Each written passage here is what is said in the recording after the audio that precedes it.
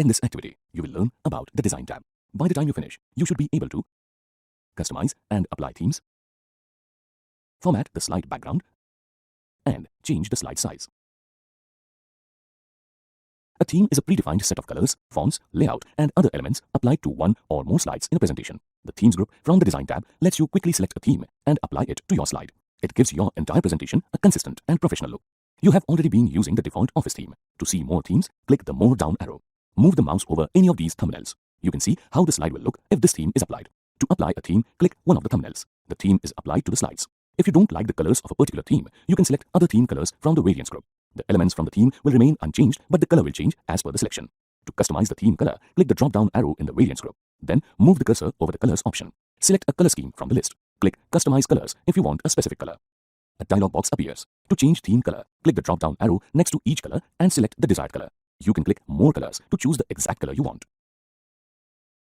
Type the desired name for the theme colors, then click Save. The presentation will update to show the new custom theme colors. Similarly, you can apply a new set of theme fonts. Click the drop-down arrow in the Variants group and move the pointer over the fonts. You can see the list of various fonts. You can choose the desired font or click Customize Fonts to choose your own font. A dialog box with the current fonts appears. To change the font, click the heading and body down arrows and select the desired font. Type the desired name and then click Save. You can see the new theme font is applied. In a similar way, you can quickly change the appearance of shapes in your presentation using the Effects option. Click the down arrow in the Variants group and move the pointer over Effects. Select the desired theme effect. You can see it applied. Next, you can also change the background by choosing a different background style. The background styles are listed based on the selected theme. From the Variants group, click Background Styles. Select the desired style. The new background will be applied to all the slides. To further customize the background, you can click the Format Background option from the Customize group. You can format a slide's background using color, picture, pattern, or texture options from the right pane. To apply a color to the slide background, click Solid Fill and choose a color from the menu. Click More Colors to pick a color from the Standard tab, or select a color from screen using the eyedropper tool. To change the transparency, click and drag the transparency slider as desired. Gradient fills are fills formed by blending two or more colors. When you select the Gradient Fill option, the other options appear on the panel. Preset gradients consists of ready-made gradients. The type of gradient you choose from the type drop-down controls the shape and orientation of the gradient.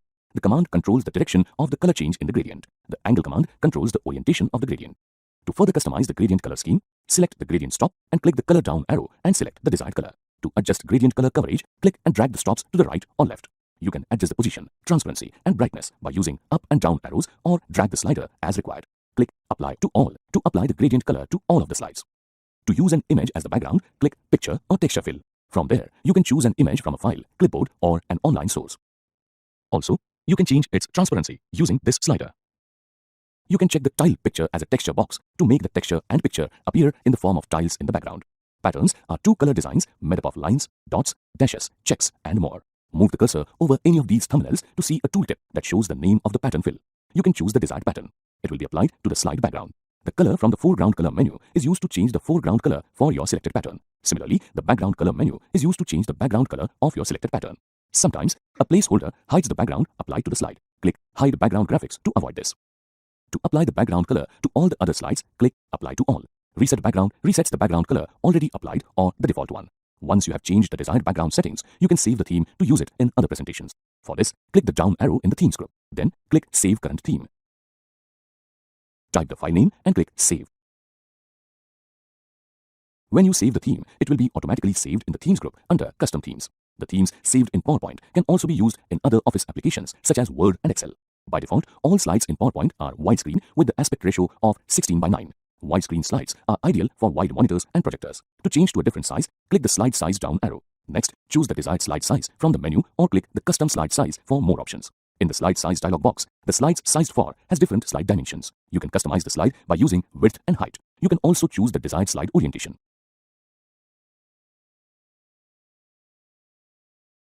Here is a rundown on what you have learned. Customizing and applying themes, formatting the slide background, and changing the slide size. Design ideas. You can now create professional slide layouts with Designer.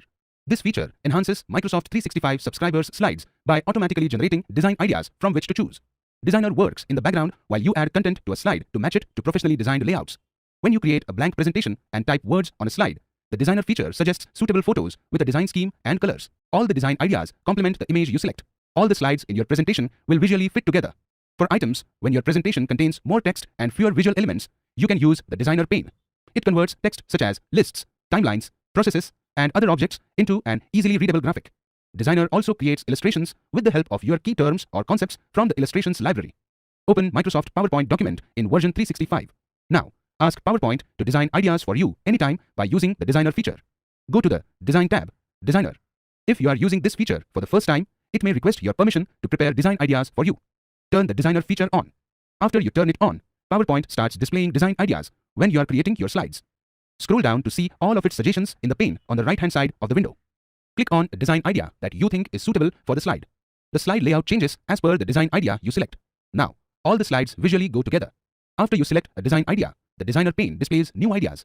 If you think the applied design idea is not suitable, you can select another idea from the pane or simply choose to go back to your first slide design. To undo your action, press Ctrl+Z. Over time, MS PowerPoint will start displaying design ideas at the appropriate time. It learns from your experience.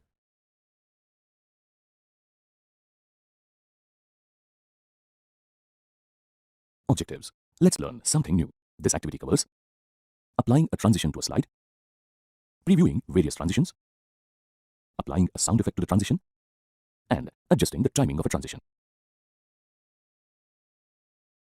Various transitions in PowerPoint help you add visual interest and special effects to a presentation. A transition can be as simple as slide transition or a lot flashy. You can create different kinds of effects using a variety of options from the Transition tab. Let's start by selecting one of the slides from the left pane. In the Transition to this slide group, you can see None is applied, which means no transition is applied to the slide. Click the More arrow to view the list of all transitions. You can see the transitions are divided into 3 categories. The options from the Subtle category are used to apply basic and simple transitions, while the options in the Exciting category are used to apply complex transitions. These are visually more interesting than subtle transitions. The options from the Dynamic Content category help you to transit all the objects on the slide except the background. Choose the desired transition and apply it to the selected slide. To view the transition applied, just click the Preview command. You can see that the slide appears using the applied transition. A small star appears next to the slide thumbnail, which indicates that the transition is applied. You can quickly change the transition properties, such as the transition direction, by customizing the effects. Click the Effect Options down arrow and choose an option. The options vary depending on the type of transition selected. Use the None option from the Transitions to this slide group to remove the transition effect. Now, let's try applying the Morph transition. The Morph transition adds a smooth movement and animation effect between any 2 slides. To begin with, select the object and click Morph. Next, you need to copy and paste this object in the next slide and then change the position of the object.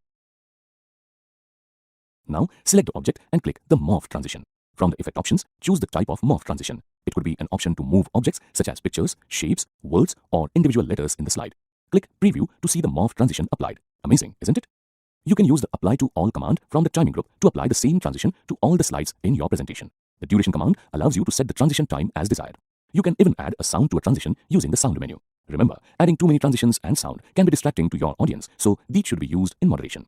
During the slideshow, you can proceed to the next slide by clicking your mouse or pressing the arrow keys from your keyboard. The Advance slide is used to specify a time to advance to the next slide. Select the After box and set the desired time. The time decides the duration for which a slide should stay on the screen before the next slide appears. Select the On Mouse Click box if you want the next slide to appear only when you click the mouse. You can select both the On Mouse Click box and the After box. In this case, the slide will advance automatically if you do not click the mouse to move to the next slide before the set time in the After box. Let's revise what you have learned. Applying transitions to a slide, previewing various transitions, applying sound effects to the transition, and adjusting the timing of a transition. Morph transition. Now, let's try applying the Morph transition. The Morph transition adds a smooth movement and animation effect between any 2 slides. To begin with, select the object and click Morph. Next, you need to copy and paste this object into the next slide, and then change the position of the object. Choose the Morph transition after selecting the object. From the Effect options, choose the type of Morph transition. You can apply this transition to the slides to create the appearance of movement for all the elements like texts, shapes, smart art graphics, pictures, and word art. So how will you set up the Morph transition exactly? You will require 2 slides with at least one element in common to use the Morph transition. The easiest way is to duplicate the slide and move the element on the next slide to another place or position. Then, apply the transition Morph to the second slide. This will automatically animate and move your object. From the thumbnail pane on the left-hand side, select the slide that you want to apply the transition to. This slide should be the second slide that is duplicated and in which you have added an object, picture, or text. These are the elements you want to apply the Morph transition to. From the Transitions tab, click Morph. From the same tab, go to the Effects options and choose how you would like the Morph transition to work for you. To create good animation, you can move the objects around the slide, change colors, move text, move characters around, and so on. Click the Preview button to see the morph transition in action. You can also begin the slideshow from the Slideshow tab.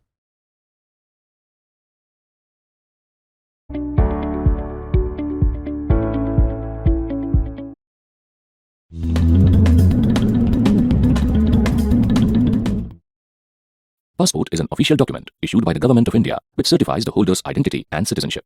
It entitles the holder to travel to and from foreign countries. One needs to make an online application for a passport. Passport is one of the mandatory documents required for foreign travel. Therefore, one needs to apply for a passport. Passports are needed at airports for foreign travel. Passports are needed for verification at the airport and sometimes while booking foreign flight tickets. All Indian citizens who travel or intend to travel to foreign countries need to have a valid passport. Are discussing their holiday plans. Sangeeta asks her friend if they could celebrate New Year's Eve in Paris together. Seema is keen to go, but regrets that she does not have a passport. Sangeeta tells her not to worry because applying for a passport these days can be done quite easily online. She puts on her laptop and explains the online application process for a passport to Seema in the following way.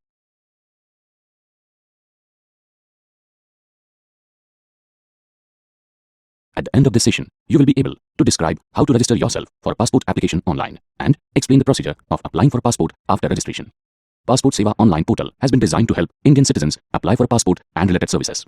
If you want to apply for a fresh passport, go to the URL. Since you are new to this portal, click the link Getting Started. Read all instructions mentioned in this section carefully before proceeding with your passport application. Also read the instructions given under Passport Application Basic Requirements to understand the documents you will need for your passport application. The important ones are your birth certificate or proof of date of birth, an identity proof with a photograph, a proof of residence, and a proof of nationality. Click Online Registration and Appointment to proceed with your online application. In this section, click the URL shown on the screen for registration. The user login page opens. As you are a new applicant, click the Register New User link. The registration form for a new user is displayed. Fill up your personal details like the passport office you will be applying at, your first name and surname, email ID, login ID, etc. Once you have filled up the form, click the Register button. You will receive a confirmation email with an activation link on your registered email ID. Open this email and click the link. Your account will now be activated. You will get an activation message and need to log in again. A new page is displayed and you are asked to enter your user ID. To log into your account, enter your username, password, and the on-screen text. Then click Login. You are redirected to the page called Applicant Home. Click the Fresh Passport or Reissue of Passport link. On the new page, you can see different options to apply for a fresh passport. As you are a digital citizen, opt for Online Application. Specify the type of passport you are applying for. Select whether you are applying for a fresh passport, a normal or a Tatkal passport, or a 36-page or 60-page passport booklet. Click Next to proceed. You need to fill up the application form by entering relevant details under different sections of the menu. Enter your address by selecting your state and district. Fill up your personal information under applicant details by entering details like first name, surname, gender, date of birth, etc. and click Next. Under family details, enter details such as the names of your parents in the respective text boxes and click Next. Under present residential address, enter details like house number, state, district, police station, PIN code, etc.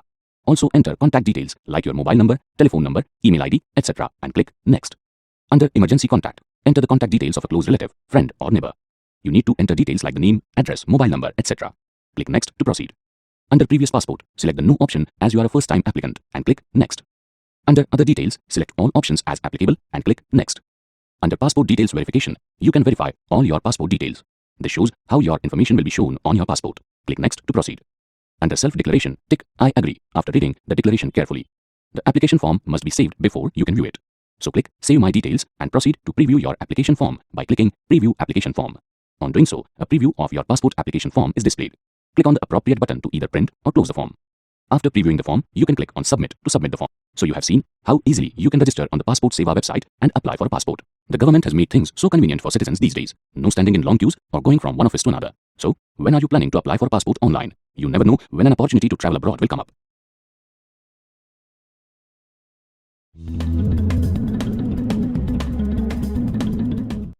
Sangeeta and Seema are planning to celebrate New Year's Eve in Paris. Sangeeta already has a passport and Seema has applied for a new one. Seema is concerned because she has not yet received her passport. Sangeeta tells her not to worry and shows her how she can track the status of her passport online. Let us see how this can be done. At the end of this activity, you will be able to describe how to track the status of your passport application. If you have applied for a passport and want to check how far your application has progressed, visit the Passport Seva website. If you are a new user of this portal, click Register here. Otherwise, click the Track Application Status button to check your passport status. On the Track Application page, enter your application type, file number, and date of birth. Then, click Track Status. You are directed to the Status Tracker page, where you can view information related to your passport application, such as data source, file number, date of birth, name, and status of your passport application. From this, you will know whether any action is required from your end, or you just need to wait for the passport to be dispatched to you. So, if there is some issue with your passport application, viewing the status online will inform you if you need to take any action. There is no need for repeated rounds of government offices and speaking to any official. In today's busy world, this is just what you need.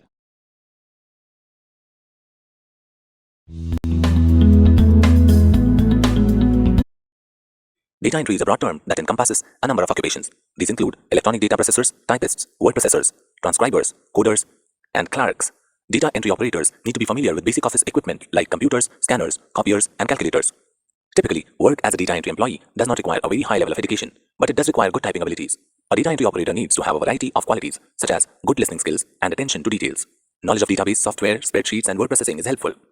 Good spelling, grammar, and punctuation skills, along with strong reading comprehension, add value to an operator. Data entry jobs exist in a variety of industries, including financial, retail, and medical fields. In the financial industry, data entry workers assist with the entry of personal information, bank transactions, and other financial dealings. This includes data entry jobs with banks, stock brokerage firms, and government agencies. Other data entry jobs in finance could be positions with accounting firms and loan servicing corporations.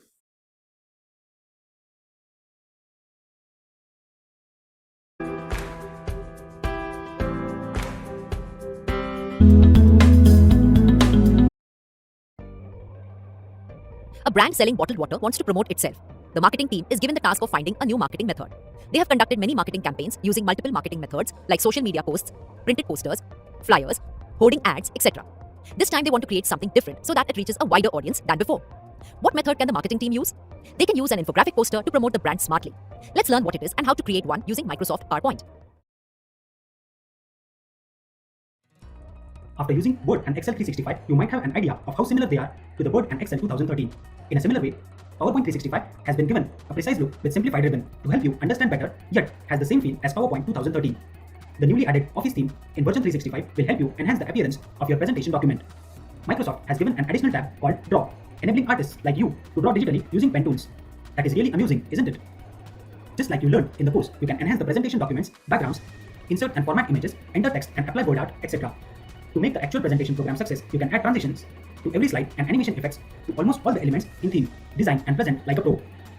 The Format tab shows up automatically when you select an element in PowerPoint 2013. Like in PowerPoint 365, you will notice a new tab showing the original command name. This can help you identify if you have selected a shape, pictures, text box or any else, reducing the confusion. Moreover, you can refer to changes and earlier drafts of documents to understand what new has been added with improved history versions.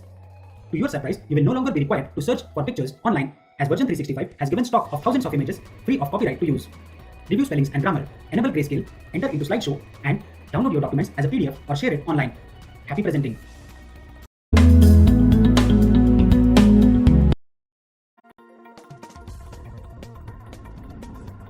Recently, the Income Tax Department of India has come up with a new portal on their website.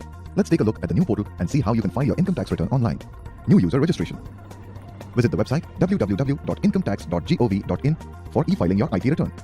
This portal is fully responsive, that is, it can be used to file ITR from any device with internet access.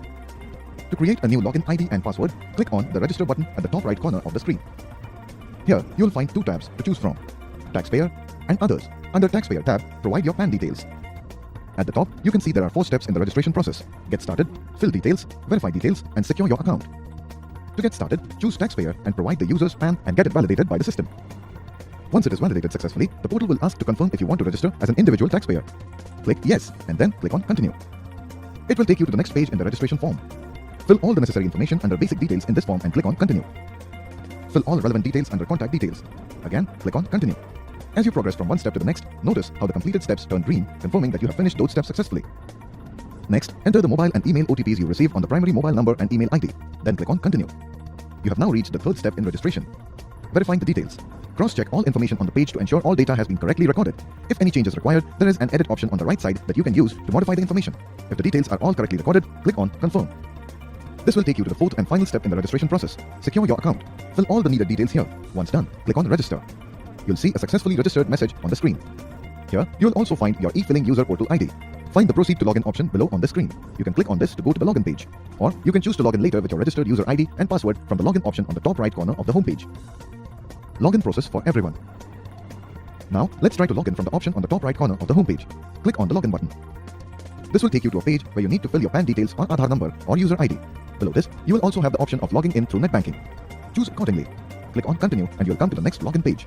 tick the box where it asks you to confirm your secure access message. Type your password. In case you have forgotten the password, you can click on Forgot Password below. For now, let's click on Continue. This will take you to the welcome page on the e-filling portal. You can see here what percentage of your profile is complete on the portal and accordingly what services you can opt for at the site. You can choose to update your profile by clicking on the Update Profile option below or click on Skip option below to continue with the ITR process. Let's click on Skip for now and proceed.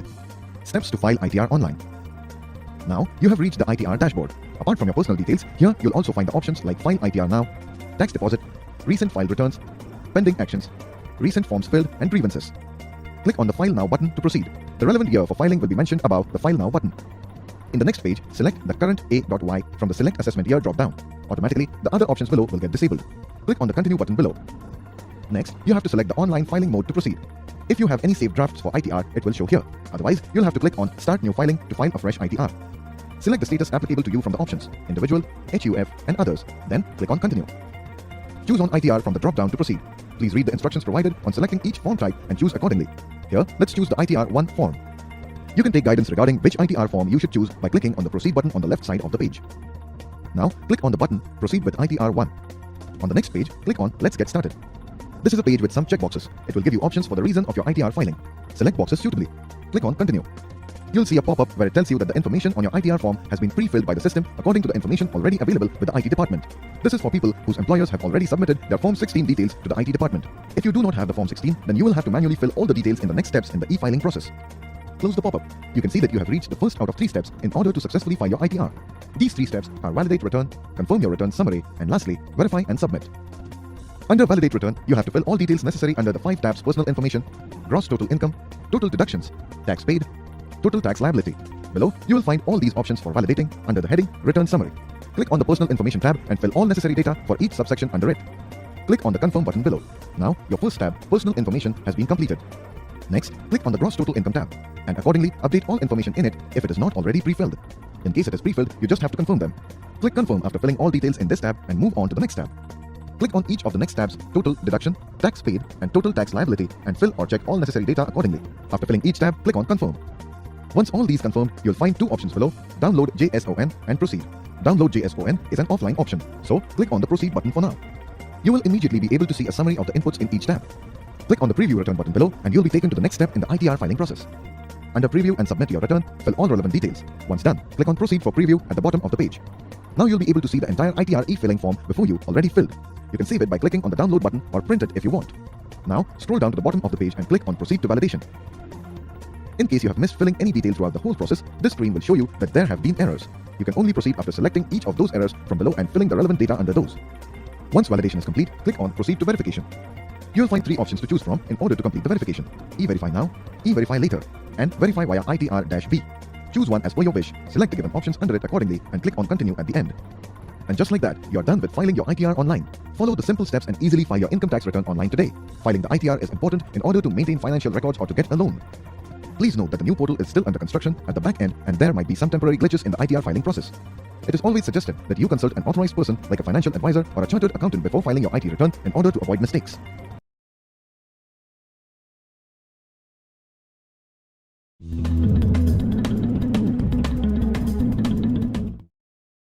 The Atal Pension Yojana (APY) is a scheme introduced by the Government of India under which employees from the unorganized sector can avail of pension.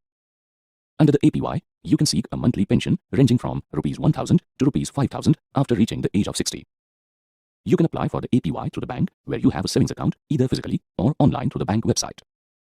You can avail of pension under the APY after reaching the age of 60. Pension may also be withdrawn in case of terminal illness or death of the applicant. Any Indian citizen between the age of 18 and 40 who holds a savings bank account and is not a beneficiary of any other statutory social security scheme can apply for the APY. Foreign citizens cannot apply for the APY.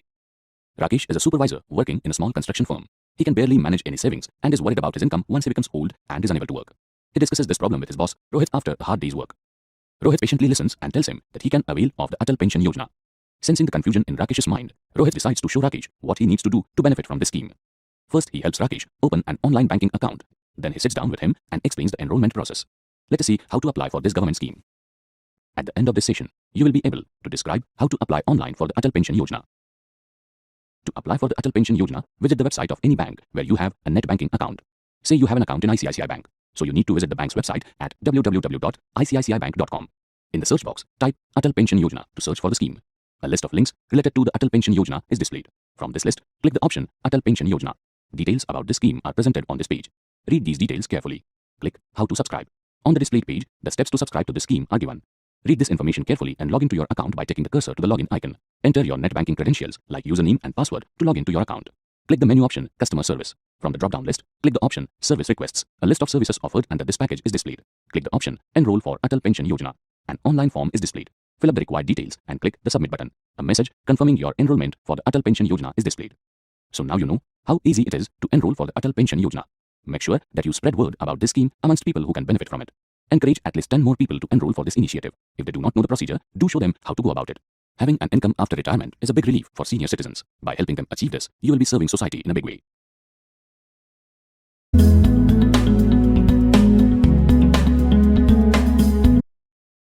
In this assignment, you will learn need for data conversion, skills required for data entry, types of data entry jobs, types of data, scanning and OCR, data conversion for the web, other conversions, and data entry pay scales. Today, even though a lot of data is entered online, there's still a lot of information which is stored in physical paper form. A lot of documents and certificates continue to be created as hard copies. Conversion of such data and documents into digital format has become an integral requirement of organizations. The accurate transformation of hard, that is paper copies, to soft, means digital ones, is of utmost importance. With the advent of advanced digitalization process, the concept of storing data has been revolutionized.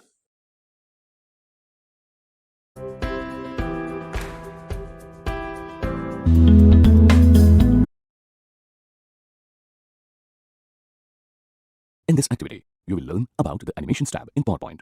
You will see how to apply animations to objects, apply multiple animations, use Animations Pane, use Animation Painter, and set timings to the animation.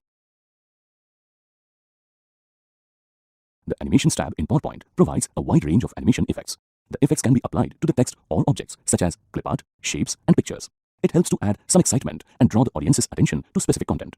Animations also make it easy for the audience to read the content. To get started, first select the object you want to animate and then click the More down arrow. You can see 4 different categories of animation effects. The effects under the Entrance category are used to animate the entry of the object in the slide. The effects from the Emphasis category are used to emphasize objects already present on the slide. As the name says, the Exit category has effects that help you animate how an object will exit or disappear from the slide. The different effects under the Motion paths are used to define a motion path and move the object in a specific way on a slide. At the bottom of the categories list, you can see each category has more effect options to use. Now, let's select an Entrance animation effect. This applies the entrance effect to the object. The number next to the object indicates that the animation effect is applied. You can also see a star symbol appearing next to the corresponding slide in the left pane. To preview the effect, just click the Preview command. Some animations have options to change the direction or sequence of an object. You can do this using the Effect Options command. Now, let's say you want to add one more animation effect to the same object. If you select an effect from the animation group, it will replace the current effect. Instead, you can use the Add Animation command from the Advanced Animation group. Click the down arrow and select the additional animation effect. You can see the effect is applied in addition to the current effect applied to the same object. It is indicated by a second box placed next to the object. The first box with the number indicates the first animation effect. The numbers in the boxes appear in sequential order as the animations are applied. Remember, animations look good when used in moderation. Too many animations can distract your audience. Now that you have several animations to keep track of, the Animations Pane command from the Advanced Animation group helps you to track, manage, and view all the effects applied to the current slide.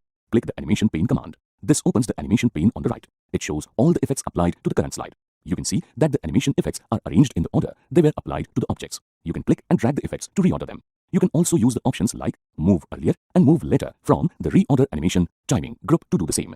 To preview the changed sequence of animation effects, click the Play From button in the pane.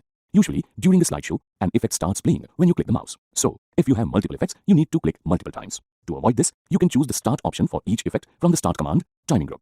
The On-Click option will play the effect when the mouse is clicked. The With Previous option will start the effect at the same time as the previous effect, and the After Previous option will start the effect when the previous effect ends. Next, you can specify the length of the animation and change its duration by using the Duration option. You can add a delay before the animation starts using the Delay option.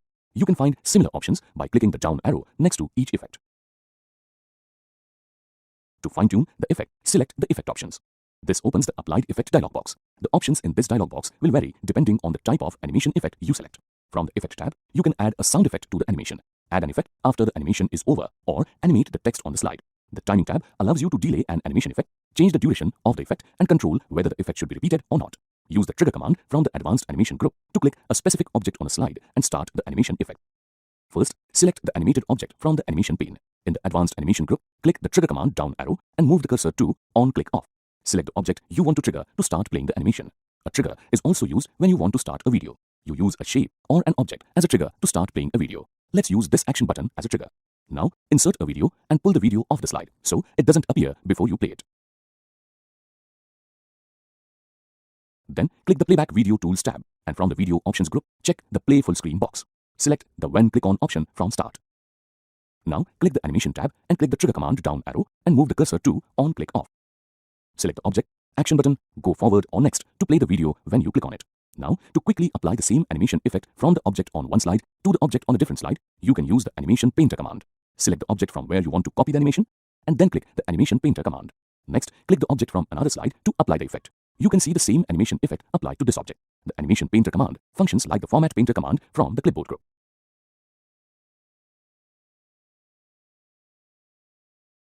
Here is a rundown on what you have learned. Applying animations to objects, adding multiple animations, using Animation Pane, using Animation Painter, and setting timings to the animation. Meena is a teacher. To make her class interactive, she has decided to conduct a quiz show game. She will create the quiz herself by using a Microsoft PowerPoint template. Let's see how she goes about it. Since we are using a template for the quiz show game, we will click More Themes. Scroll down to view the templates. Then click Explore All Templates and Themes. You will find that Microsoft PowerPoint provides free as well as premium templates. The premium templates are marked with a diamond icon. We use a free template. Scroll upwards and click on the search icon. Then, type Quiz Show Game on the search bar and hit Enter. We are clicking on the second template as it is multicolored and hence will look more interesting. Click Open in Browser to start editing it. We can see that the template has opened as an editable PowerPoint presentation. You can customize each and every element of the PowerPoint presentation as per your requirements. First, we will rename the presentation. For this, click on the file name. Then, rename it and hit Enter. You can download the template if you want and continue using the template in the offline version of PowerPoint. The advantage of using the version of Microsoft is that you do not have to save the file from time to time. As long as you are having a stable internet connection, your work gets automatically saved. Replace the template's information with your own by adding your own quiz questions and answers. Let's go to the first slide. You can see various categories of questions here with various marking schemes. Click Present to view it on full screen. Now, click on the marking scheme to go to the respective question slide. We will navigate first and then make changes to the dummy question and answer text. Click on the right arrow button to move to the answer slide. When you click on the left arrow button, you are taken back to the first slide where you have the categories and marking schemes. Similarly, if we click on another marking scheme, we will find that this template directs us to a particular question and then its answer. Isn't this great? Hit the escape button on your keyboard to exit the full screen. Now, replace the dummy text with your own quiz questions and answers by visiting each slide. We will replace the category names with the respective topic names. Then set the difficulty level of the questions and answers according to the marking schemes. For example, the easiest question will be of 10 marks and the most difficult question here will be of 50 marks. After adding all the questions and answers and making changes to all the slides, click Present to view the quiz on full screen again. We will click on the required marking scheme under the desired category to ensure that the respective question is displayed. Then, we will click on the right arrow button to view the answer. Click on the left arrow button to go back to the first slide where you have the categories and marking schemes. Similarly, view all the other questions and their answers. We saw how Meena used a PowerPoint template and created a quiz show game so easily. You can also prepare a quiz game using Google Slides, Canva, etc. This kind of quiz can be prepared for picnics and social gatherings for the purpose of entertainment as well. Isn't it cool to prepare your own quiz game at home and look like a genius? When are you creating one?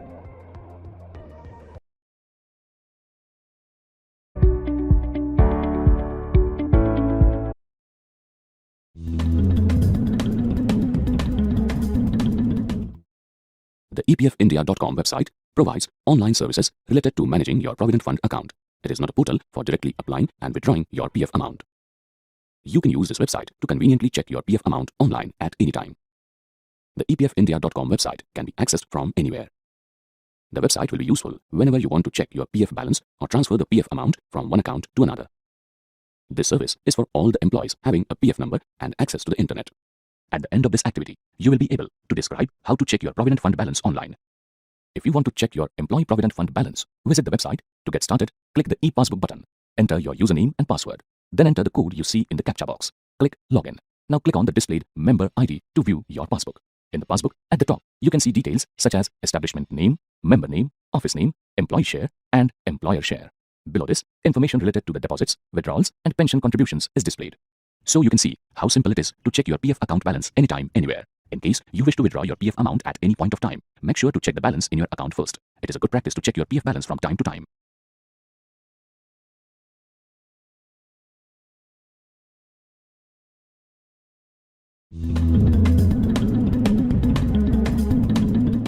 Rakesh is a labourer. He has big plans for his son Rahul and wants him to study in a top engineering college. He makes a list of documents he needs to carry for his son's admission. He realizes that he does not have an income certificate. When Rahul hears about this, he decides to apply for an income certificate online. Let us see how it is done. At the end of this activity, you will be able to describe how to register for an income certificate online and explain how to apply for an income certificate. You can apply for an income certificate online through the website https://applysarkar.mahaonline.gov.in/en. If you are a new user, click register here. Otherwise, enter your user ID, password and district and then click login. There are two ways of registering on this website: by creating a user ID and password and verifying your UID or Aadhaar card, or by uploading your complete details along with your proof of identity and address. Say you wish to register using the second option. The fields marked with a star are mandatory. You need to keep scanned copies of a photograph, an identity proof and an address proof ready. They must be as per the given specifications. In section 1, enter your details like salutation, name, father's name, etc. In the next section, enter your address details. In section 3, enter your mobile number. Click the send OTP button to receive a one-time password on your phone. To verify your phone number, enter this password in the given box. Enter the other required information. To upload your photograph, click choose file and select an image file from your computer. Tick the boxes against the identity and address proof documents you plan to upload and then upload them. Read the declaration and click I accept box. Finally, click register. You are now a registered user of the website. Enter your credentials and log into your account. As income certificates are issued by the State Revenue Department, select Revenue Department from the list. From the drop-down list, choose the Revenue Services sub-department. A list of certificates issued by the department is displayed. From this list, select Income Certificate and click Proceed. You can view a list of application forms issued under this category. Select Income Certificate. Read about the documents you will need to get the income certificate. If you wish, you may click the Print button to print the documents list for reference. This is how the printed list of documents required appears. Otherwise, click Continue to proceed. Now you need to enter the income year, that is the year for which the certificate is required. The fields marked with a star are mandatory. Please enter details of the applicant like salutation, name, etc. Then enter details about the applicant's address, family, income, etc. Scroll down and read the agreement carefully. Tick the checkbox to accept the terms and conditions of the online application. Click the Save button. A message warning you that editing details is not allowed henceforth is displayed. Click OK to close it and click the Save button again. A message confirming that the application has been successfully recorded is displayed. Note down the application ID and click OK. Tick the boxes against the other documents, age proof, income proof, and mandatory document you are going to upload. Click Self-Declaration to download the self-declaration form, then print and fill up the form. Tick the self-declaration checkbox to upload the scanned copy of the filled form. Click Upload Documents to upload all documents. A message confirming that your form is successfully saved and asking you to pay for the online application is displayed. Click OK to proceed. Please review your payment details and click the Confirm button. Select your mode of payment and make the payment accordingly. Once the payment has been successfully processed, save and print the receipt. In this way, you can conveniently apply for an income certificate online. You can then use it to apply for benefits like fee concessions and scholarships. Do share your knowledge with others who need income certificates.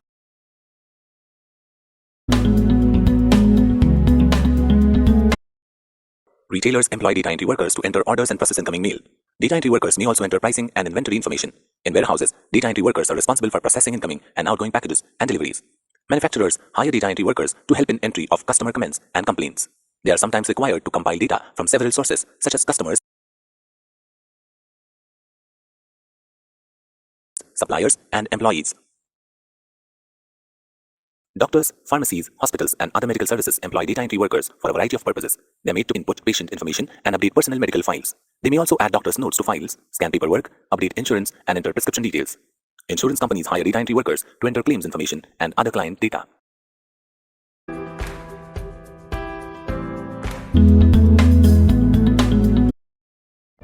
Hello, today we are going to learn how to make memories album design in Microsoft PowerPoint.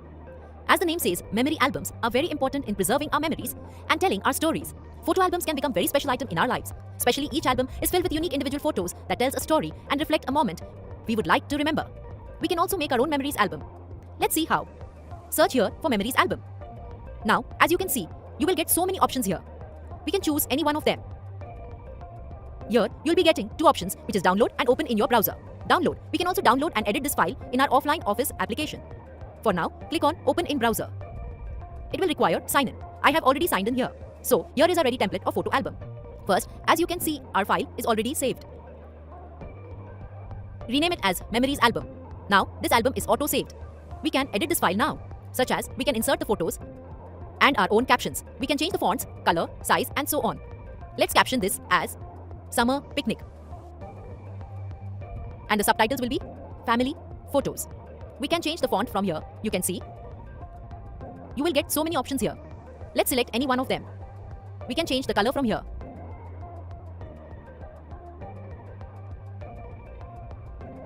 Now, we will insert the images we want in our family photo album.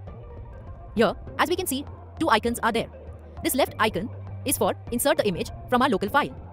And here, on the right side, we can insert the image online. But I want my own pictures, so I will click here on left side. Now, we can add our own pictures, such as this. We can also name here which photo with family. Similarly, we can add photos on the remaining slides, like here. I will add the place where we stayed. Like this. Here, we can add images of our other family members, such as. We can also crop the image. Select image which you want to crop. Click here on picture. Here you can see the icon of crop. Click here. Now, you can crop this image as you want. Yes, now we can add other pictures like what we had in lunch, dinner, breakfast, and activities which we played there. The last picture will be the place where we went. Like this place. We can see we are done with the all photos. We don't require these slides. So simply select these slides and delete them. Click here on File menu. Click on Save As. Click here on Download as PDF. Your presentation is ready. Here we can see our final output. We can also create this photo album design online on various platforms such as Canva, Freepik, and so on. Thank you.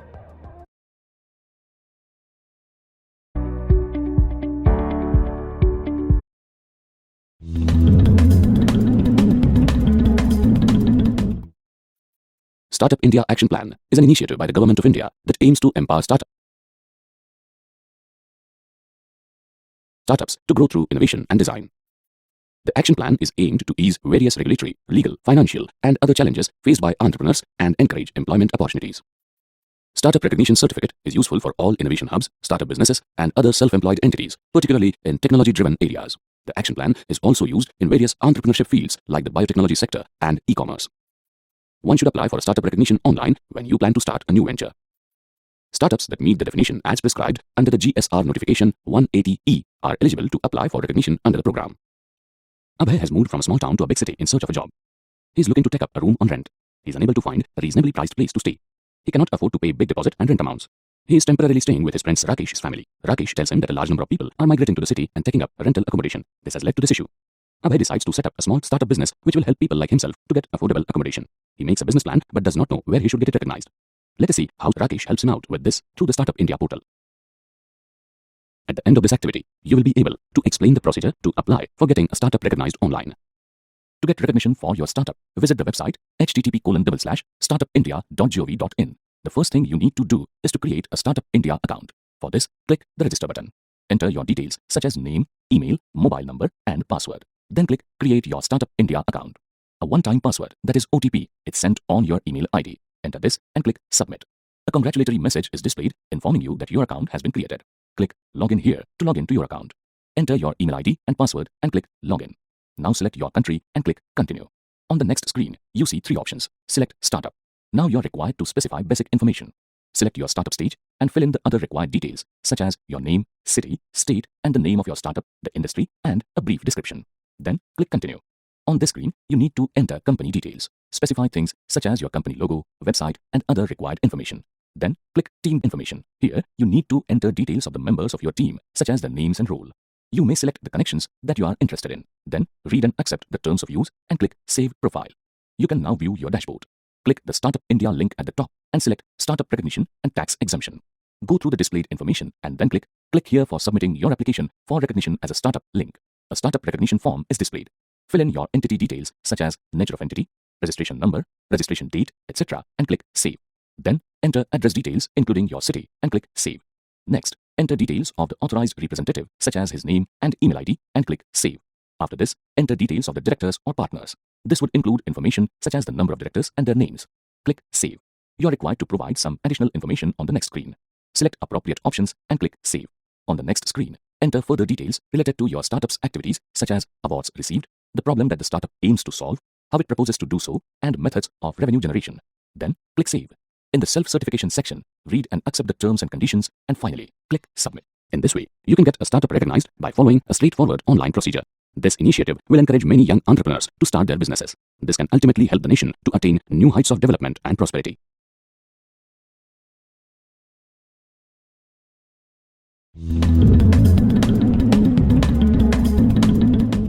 Sangeeta and Vijay have been IT professionals for almost 10 years.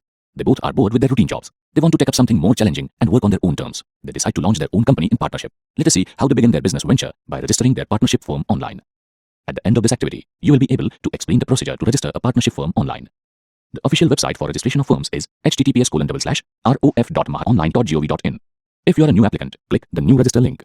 Enter your user profile details and your contact details. Fill in your complete correspondence address. Next, enter details in the user account management section to create your user ID with a secret question and answer. Enter the CAPTCHA characters in the given field and click register. After the registration is successful, you get a notification informing you about your login ID and password. Make a note of this information. Now, click the login button and enter your user ID, password, and CAPTCHA characters and then click submit. After logging in, click the information brochure menu to download the brochure. Read the brochure before you start online registration. The following documents need to be uploaded, so keep them ready. Certified true copy of partnership deed, certified by a CA or advocate. Certified true copy of Marathi translation of partnership deed, certified by a CA or advocate. Blank stamp paper of ₹10 in the name of partner or firm. Authority letter signed by all partners if documents are submitted by a CA or advocate. Covering letter with ₹5 court fee stamp. Click the firm management menu and from the submenu, select the following option. Form A, application for registration of firms.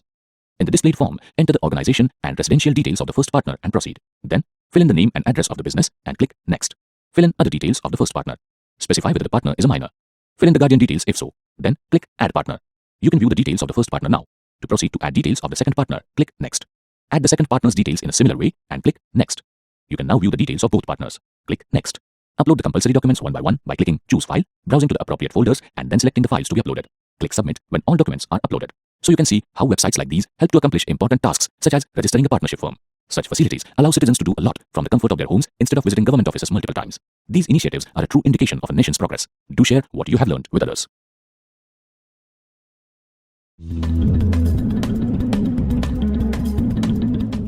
Last week, during the civics period, Rahul's teacher taught their class a very important and interesting topic. He explained the Right to Information or RTI Act and showed them the process of filing an RTI application online. Let us see what the students learned. At the end of this activity, you will be able to explain how to file an RTI request online. India is a democracy. As citizens of this country, we have the right to hold the government accountable for its actions and seek information about its functioning. In this regard, the Indian Parliament passed the Right to Information, that is RTI Act, in 2005. This act gives Indian citizens the right to seek information from the government by filing applications with the concerned authorities. To file an online RTI application, you need to go to the RTI online portal at the URL https://rtionline.gov.in. To file an application, click Submit Request. Carefully read the guidelines for using the portal and then click the checkbox near I have read and understood the above guidelines.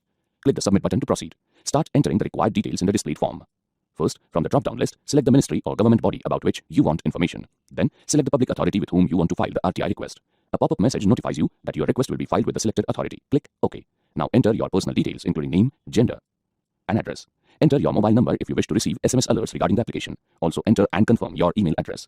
To ensure that people do not hesitate to file RTI applications, the application fee has been set at a nominal amount of ₹10. People belonging to the below poverty line or BPL category can file these applications for free. Let us see how a person with BPL status can file this application. If you belong to the BPL category, click the drop-down arrow in the Is the applicant below poverty line field and select Yes. To submit the application for free, you will need to provide details about your BPL card. You also need to upload a supporting document to verify your BPL status. There should be a PDF file and its size can be up to 1 MB. Enter the displayed security code in the adjacent box and click Submit to proceed. That's it. Your RTI request has been successfully filed. Note down the registration number and other details. On successful submission of this application, you will get an email and SMS alerting you about the progress. Your RTI application will now electronically reach the nodal officer of the concerned ministry or department, who will forward it to the concerned Central Public Information Officer. If you do not belong to the BPL category, you should select the option No in the Is the applicant below poverty line field.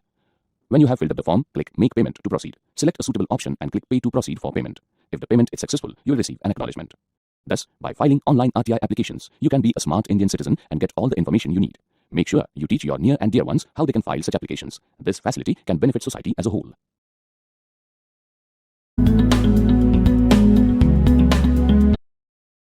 Some of the data you're presented with may be invalid. Sometimes validation checks are in place and sometimes they aren't. Listen attentively when your job is being explained and keep your eyes open for invalid entries.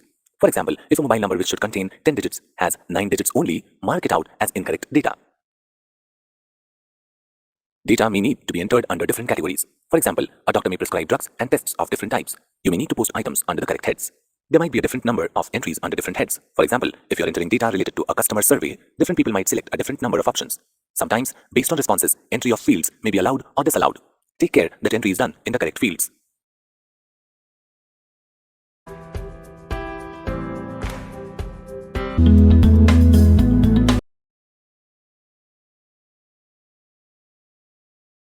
In this activity, you will learn about the setup group. By the time you finish, you should be able to set up a slideshow, record a slideshow, and set up monitors in the presenter view. PowerPoint has various options to set up and play a slideshow. Click the Setup Slideshow command. The Setup Show dialog box will appear. Here, you can select or deselect the desired options that you want for your presentation. In the Show Type section, you can specify the way you want to show your presentation to your audience. You can choose the Presented by a Speaker full screen option to show your presentation in the full screen mode to your audience. The Browsed by an Individual window option is used to play your presentation in a window. Using the Browsed at a Kiosk full screen option, you can create a self-running presentation in the full screen mode. In this mode, the navigation options such as a mouse click or the keyboard does not work. The Show Options section is used to specify the way the sound files, narrations, or animations should play in your presentation. Use the Loop Continuously Until Escape option to play a sound file or animation continuously in your presentation. The Show Without Narration option helps you show a presentation without the narration. Similarly, the Show Without Animation option is used to show a presentation without animation. Sometimes, on older computers, the animations in your presentation might appear a little jerky. Choose the Disable Hardware Graphics Acceleration option to resolve this problem. Select the desired ink color from the pen color list. The list is enabled only if the Presented by a Speaker full screen option is selected. Choose the desired laser pointer color from the list. You can control the number of slides to be shown in the presentation using the Show Slides section. The options from Advanced Slides section are used to specify how slides will advance in your presentation. It can be done manually using the Manually option or automatically using the Using Timings if present option. The options from the Multiple Monitors section are used when displaying the presentation in the presenter view using another monitor. After selecting the desired options, click OK. At times, you may have a slide with useful information that you want to hide from your audience but not delete it from the presentation. For this, simply select the slide and click the Hide Slide command. The slide won't appear during the presentation. You can rehearse the presentation and record the time spent on each slide by using the Rehearse Timings command. This will help you to estimate the time spent on each slide while the presentation itself running. Click the Rehearse Timings command. A small toolbar appears in the left corner and the timer starts.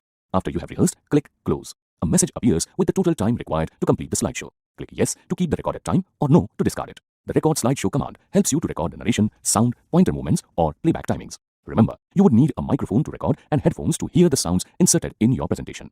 You can turn on the timings, narration, audio and video controls by checking the Use Timings, Play Narrations and Show Media Controls boxes. Click the Record Slideshow down arrow and select the relevant option to record the slideshow from the beginning or from the current slide. This opens a new window with various recording options. Select the desired pen or highlighting color if you want, and then click the Start Recording button. You can see a countdown before the recording starts. Click the arrows to go to the next or previous slide. You can use the Pause and Stop buttons to pause and stop the recording. The Replay button is used to preview the recording. Finally, to end the slideshow recording, right-click on the slide and then select the End Show option. Whatever you record is inserted in the slide. Click the speaker icon below to play the recording. Use the Clear option from the Record Slideshow dropdown to delete the recorded timings or narration from the current or all slides of your presentation. From the Monitors group, you can let PowerPoint automatically choose the monitor or choose the desired one to display your presentation. Now, if you want to show your presentation using a projector or another screen or monitor, then select the Use Presenter View checkbox. However, this checkbox will be inactive if you are only using your computer to show the presentation. Here is a rundown on what you have learned: setting up a slideshow, recording a slideshow, and setting up monitors in the presenter view.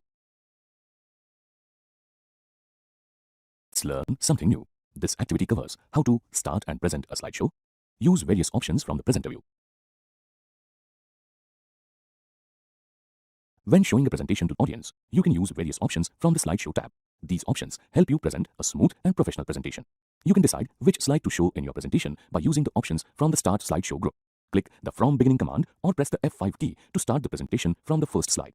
Now, to go to the next slide, left-click by using your mouse or press the spacebar key from the keyboard. You can also use the arrow keys to go to the next or previous slide. Move the cursor to the bottom left of the screen and click the relevant arrows to go to the next or previous slide. To access more options, click the three dots at the bottom left or right-click anywhere on the screen. The Show Presenter View option helps you to show your presentation on another device. This option is beneficial if you are using another device to show your presentation. For example, you could be using your laptop or computer to open the presentation, but showing it using a projector. The projector will only show the slide content in the full screen mode, but your computer or laptop will also show the presenter notes, timer, preview of the upcoming slide, and much more in addition to the slide content. The presenter view helps you better control your presentation when using another device. However, even if you are only using your computer or laptop, you can still see the presentation using the presenter view. It offers you various controls that the audience watching the presentation won't be able to see. Use the previous or next arrows to move to the previous or next slide. During a presentation, you may want to use the internet or browse files and programs from your computer without closing the presentation. For this, click the Show Taskbar option. Click it again to hide the taskbar. The display settings has Swap Presenter View and Slideshow as one of the options. It is used to manually determine the presentation view on your laptop or computer and a projector or any other monitor. The Duplicate Slideshow option will show the active view on both devices. If you are only using your computer or laptop to view a presentation, these two options will be grayed out. The black screen and white screen options will make the screen appear black and white during the presentation. Use the See All Slides option to view all the slides as thumbnails. The Zoom In option is used to zoom into the desired part of the slide. The Pen and Laser Pointer Tools options have various options to change the pointer to a laser, pen, or highlighter in order to draw attention to a specific item in the slide. You can choose the desired pen style or highlighter color from the ink color option. Use the highlighter to mark or point and the pen to write on the current slide. Again, in the Pen and Laser Pointer Tools options, you can see the eraser option is enabled. You can erase the ink markings using this. Click the More Slideshow options and select Hide Presenter View to come back to the Edit view. You can exit from the presenter view by clicking the End Slideshow option or pressing the Escape key. When you exit from the slideshow, you can see the options to keep or discard any ink annotations made during your presentation. Choose the desired option and you will return back to the presentation. You can use the From the Current Slide command to start the presentation from the current slide. The Custom Slideshow command in PowerPoint helps you to make the presentation unique for a certain type of audience by choosing and displaying only certain slides from your presentation. In the Start Slideshow group, click the Custom Slideshow command and then select the Custom Shows option. Click New from the Custom Shows dialog box. From the Define Custom Show dialog box, under Slides in Presentation, choose the slides that you want to include to customize your presentation, and then click Add. You can change the order of slides by using the up and down arrows. Type the desired name of the slideshow and click OK. Using the Present Online option, you can allow others to view your presentation in a web browser. For this, you would require a Microsoft account and an internet connection.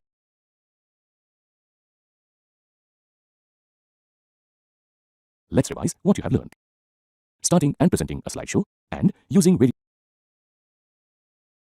options from the presenter view.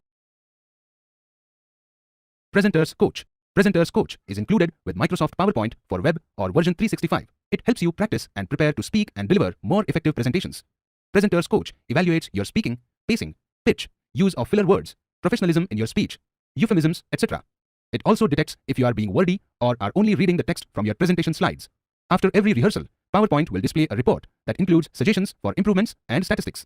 To use Presenter's Coach, open your presentation in the PowerPoint 365 version. From the Slideshow tab, click Rehearse with Coach. The presentation opens in a full screen view, which is similar to Slideshow. Click on the Get Started button at the bottom right whenever you are ready to start rehearsing. When and as you start speaking, the presenter's or speaker's coach provides on-screen guidance related to inclusive language, pacing, use of profanity, filler words, etc. When you are done using it, exit the full screen view. The presenter's coach report will appear on your screen. It summarizes its observations and offers suggestions. Based on these recommendations, you can start improving the delivery of your speech. Once you close the rehearsal report, it disappears forever. So, if you need to save a copy of the report, take a screenshot using the Windows key plus print screen shortcut key. Remember that you will need a microphone attached to your computer to rehearse with the presenter's coach. You will also need a good internet connection. Right now, presenter's coach supports only English. Hello, today we are going to learn how to make biography presentation in Microsoft PowerPoint. Biography is a detailed description of history of a person's life. You can also create your own biography presentation design. Let's create a biography presentation on Dr. APJ Abdul Kalam. Search here for biography presentation. Press enter. As you can see, you will get these options. Click here. Click on create. As you can see, this is a ready template of biography presentation. First, let's save this file. Click here on file menu. Click on save as. Browse biography presentation. Click here on save. Now we can edit this file. Like, we can insert the image, we can change the text, also text color, the fonts, size. We can insert icons, shapes, and so on. First, let's title our presentation. Effective subtitles can add more interest in audience, such as some interesting quote from Dr. APJ Abdul Kalam. We can change the font. Click here on font. As we can see, we will get so many options here. Select any of them. Now we will insert the image of Dr. APJ Abdul Kalam. For that, right-click here on the image. Click on Change Picture. From a file, select the image. Click on Insert. As we can see, the image is inserted. To keep this image in its original aspect ratio, click on Format tab. Click on Crop drop-down. Select Aspect Ratio. Choose the ratio as you want. Aspect ratio is the size of an image in terms of its width and height. As you can see, we can adjust the image as we want. Click outside of the crop area. Yes, as we can see, our image is perfectly inserted and proportionate. Now, right-click here on the image. We will get option of style. Click here, and we can give the suitable frame style from here. Like this. This slide is looking more better than previous one. Now, let's edit the second slide. Can add information about his childhood. We can change the font from here. We can also reduce the font size from here. We can also change the font color. Click on the home menu. Click here on font color. As the title is here, her or his education, we will add his education. Same, we can change the font size from here. People who influenced him. As you can see, we can add information such as what about the life, what about the childhood, also the education and skills, about the family. Such details will add more interest in biography. For now, we can delete these images and add some icons, which is suitable for our slides. Click here on Insert. Click here on Icons. Search here for child. Select any icon. Click here on Insert. As you can see, icon is suitable for the below information. We can also change the color from here. Same with this education. Go to the Insert menu. Click here on Icons. Search here for education. Similarly, we can edit this remaining cycle. Now, we can add here his career. Subtitle. This is the important information about his career with the date format. As you can see, we have edited this slide, such as impressive heading and subtitles, important information about life and career. Similarly, we can edit these remaining slides like influenced by. This is the slide for awards. Can add the awards as Doctor of Science, his educations. As we can see, we don't require these slides. Simply select these slides and delete them. Click here on File menu. Click here on Export. Click here on Create Adobe PDF. Click on Save. As we can see, our biography presentation is ready. We can also create these biography presentation design online on various platforms such as Canva, Freepik, and so on.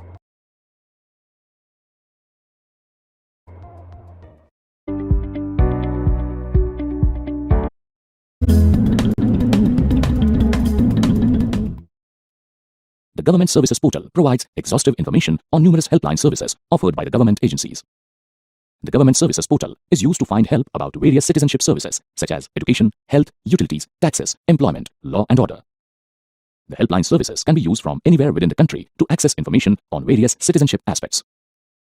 It is useful when an information is needed about citizenship services to report grievances and to avail certain services. All Indian citizens are entitled to avail the helpline services mentioned in the portal. Ramesh is a first-year engineering student and stays in a hostel.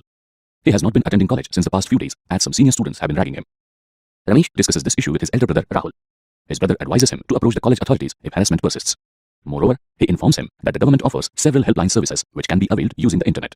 Ramesh thanks Rahul for sharing such important information. He promises to pass it on to his friends so that they too can take necessary action if required. Everyone can then peacefully attend college without fear of being ragged. Let us see the procedure for seeking help online. At the end of this session, you will be able to explain how to find helpline services offered by the government. Both central as well as state governments in India have instituted dedicated helplines to help citizens when they are in distress. For instance, the Government of India has launched a website named National Portal of India. To go to this website, use the URL shown on the screen. To contact any government helpline, click the link Get Help Helpline. Doing so will display a list of several helpline services, such as the President's Secretariat Helpline or the E-Rahat Emergency Services in Jharkhand. A link related to an anti-ragging helpline is also present in the column to the right. If you wish to explore other links in the helpline section, click the navigation links at the bottom of the screen. Click the link Anti-Ragging Helpline by University Grants Commission to complain about any incident of ragging. This link, as well as other useful links for students, are displayed on the next page. If you are interested in complaining against ragging, click Anti-Ragging Helpline by University Grants Commission again. The 24/7 Anti-Ragging Helpline page of the UGC is displayed. It presents multiple options through which you can complain about ragging. For example, you may call up the landline number displayed or register a complaint on the website http://www.antiragging.in. So you can see how easy it is to find any kind of help online. You need not remember the contact details of any helpline or ask around for it, as this information is readily available on the internet. So the next time somebody is harassing you or you are in any kind of trouble, just contact a helpline service. Government officials and services are always there to assist you.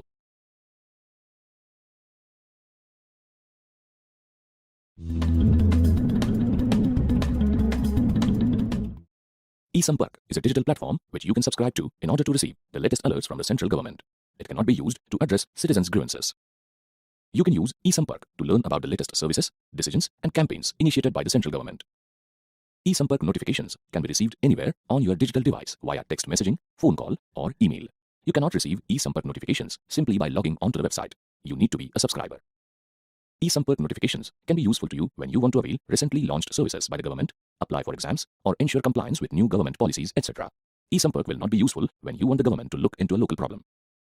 Anyone having a valid email ID or a registered mobile number can subscribe to eSampark. You cannot use eSampark unless you authenticate your subscription on your registered email ID or mobile number. Geeta runs a fashion designing business from her home. She is looking to expand her business and wants to stay aware of the government's latest policies. Her friend Payal informs her about eSampark. Sampark means contact. As the name suggests, eSampark is a digital platform through which the government of India seeks to connect with Indian citizens. People who subscribe to this platform receive the latest notifications from the central government through email, phone calls, or text messaging. Geeta subscribes to eSampark. Through this platform, she comes to know about a recently launched loan scheme for women entrepreneurs. Geeta uses this loan to expand her business. Her client list now includes celebrities too. Due to this, she is regarded as a smart and successful businesswoman by everyone. Let us see how you can also be a part of this platform. At the end of this activity, you will be able to subscribe to government alerts through the eSampark platform.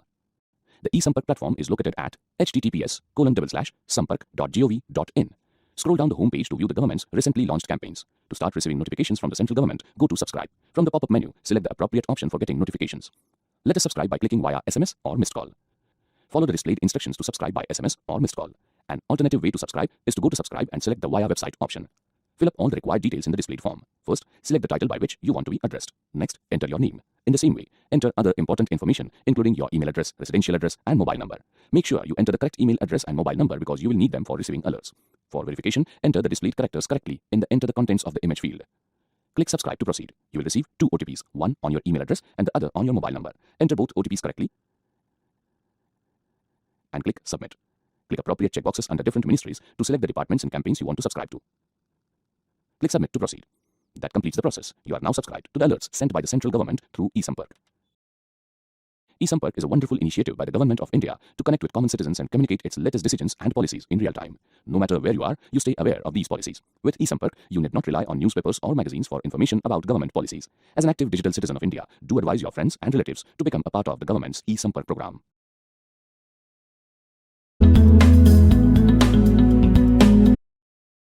In addition to traditional data entry positions, individuals can find work involving a mix of data entry and other responsibilities. For example, data entry workers may be required to make changes to previously entered data. This requires reviewing a large amount of data, finding errors, and correcting them. Jobs like proofreading and copying records may also be available to those looking for a data entry job. Data entry goes beyond simply keying in what you see on a paper in front of you into the computer. As a data entry operator, you need to focus and concentrate to do your job well. As a data entry operator, you must know following facts regarding the types of data. You will be required to enter data of all types: alphabetic, numeric, symbols, special characters, or a combination of all.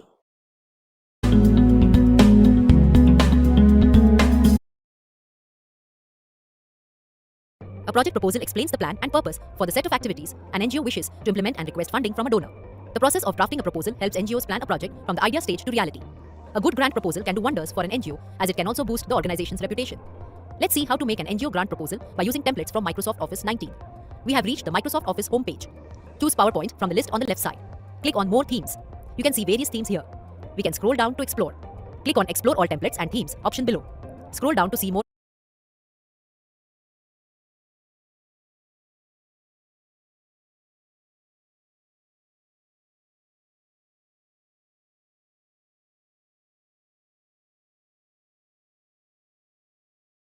See more templates. Now click on the search option above and then type NGO donation grant proposal. Now we select a suitable template from the results. Click on the template. Now click on the download option available. You have now downloaded the template. You can open it in your Office 19 application by just clicking on it.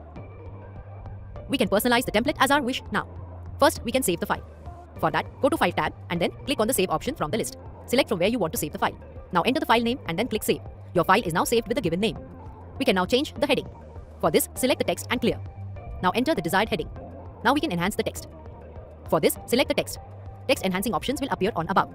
You can change the font size, make it bold, and change the font style and text color from the options available. Like that, arrange all the text as per your wish. Now we can change the pictures on the template. For this, right-click on the image. Select Change Picture option from the list. You can change picture from file, online sources, and from icons. For now, choose from a file. Choose the picture you want to change with and click Insert. Now position the image as per your wish. You can change all the pictures as your wish in the same way. You can also add more images by clicking on the Insert tab and select Pictures. Choose the pictures you want and click Open. Now we can change the design of the template. For this, go to Design tab. You can see various themes available. Hover the mouse pointer over themes to see the preview. For applying the theme, just click on the theme you like. The theme is applied. You can also find different variants of same theme at the right-hand side above. Hover over each variant for the preview. Click to apply the variant. Now adjust the align and position of the text. Now we can add a logo to the template. For this, go to Insert tab. Click on Pictures option below. Select the logo image you want to insert. Then click Insert. Your logo is now inserted. Position it as your wish. Keep a small introduction and the project summary to keep the idea of the proposal clear. It should also include a problem statement to explain the problems that the organization is facing. You should also give the reasons for getting the grant. Now we can give transition effect to the slide. For this, go to Transition tab. You can see various transition effects available. You can choose one. Click on the transition effect to know how it looks. Apply a transition effect by just clicking on it. For giving animation style, click on the subject as your wish. Now go to Animation tab. You can see various animation styles. Click on the animation style to apply. You can see a preview of the animation after applying. You can change the direction of the animation by clicking on the effect option on the right-hand side. Select the desired direction you want. Like that, you can give animation effect to the rest of the pictures too. For changing the color of the shape in the template, select the shape. Then click on the Shape Fill option from the Home tab. Choose a color of your choice to change the color of the shape. You can view the template in black and white by clicking on the Grayscale option from the View tab. For getting back to color view, click on the Back Colored View option. Similarly, you can customize and edit other slides in the presentation. Now for saving the file, go to the File tab. Then click on Save As option from the menu. Enter the name and select destination you want to save the file and click Save. Your file is now saved. Now for saving the file as a document, click on Save As Adobe PDF option from the menu. Then click Save. So friends, you have seen how easy we can edit the template and create our customized NGO donation grant proposal. You can also create a grant proposal in Office 2019 online. Isn't that interesting?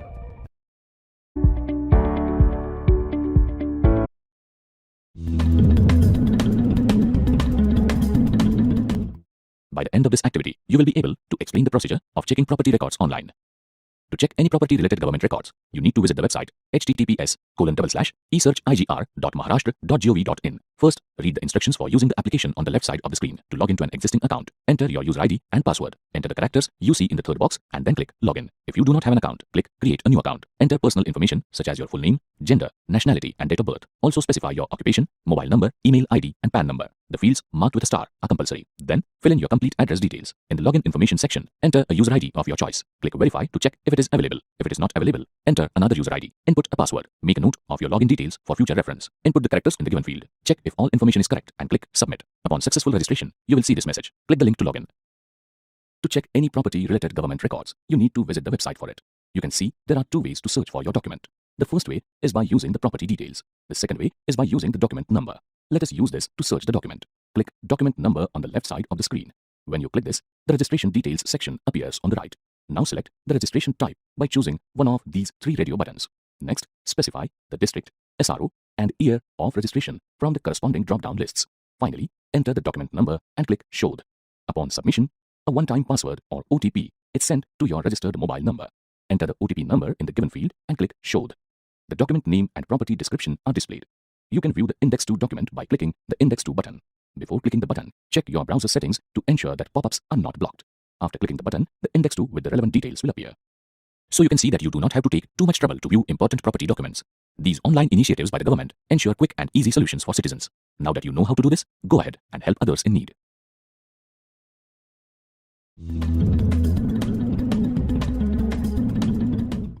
Rakesh, the General Secretary of a housing society, wants to meet the Director of the Water Works Department to discuss issues related to water supply. Despite numerous phone calls, he has not been able to arrange a personal meeting. Then, someone from the office tells him that he can book a meeting appointment online. Let us see how this is done. By the end of this activity, you will be able to list the steps for booking an appointment for a meeting with a government official, explain the process for checking the appointment status, and describe the process of receiving an e-visitor pass via email. For booking an appointment with a government official, visit the website. Then, click New Appointment. Now, in the Visitor Details section, enter information such as name, address, gender, and age. Select an identity proof from the given list and provide the details. Enter a valid email address and mobile number. In the To Meet section, select the ministry, department or organization name, the office building name, position of the officer and name. Select the appropriate visit type. If there are additional visitors, mention the number. Enter the proposed date and time slot for the meeting. Provide a brief description of the purpose of your meeting. Input the CAPTCHA characters in the given field. Check all details and click Submit. You will receive a one-time password or OTP on the email address and mobile number you have provided. Input this in the given field and click OK. The verification of visitor page indicates that the appointment is verified. The request is submitted to the officer and he schedules the appointment based on his availability. A notification is sent to your email address and mobile number when the appointment is confirmed. Click OK on the verification page. The home page appears again. For checking the status of your meeting request, click Check Appointment Status. Input your registration number in the given field and click Search. The status of your appointment may be either pending or confirmed. On the day of your meeting, you would need a visitor's pass to enter the office premises. To receive a visitor's pass slip via email, click Pass on Email. For identification, carry the ID proof which you had specified at the time of booking the appointment. You can see that this initiative makes it quite easy to book an appointment with a government officer online. It can help citizens save a lot of time and effort spent on phone calls and personal visits to the offices for this purpose. Now, do help others by telling them about this online facility.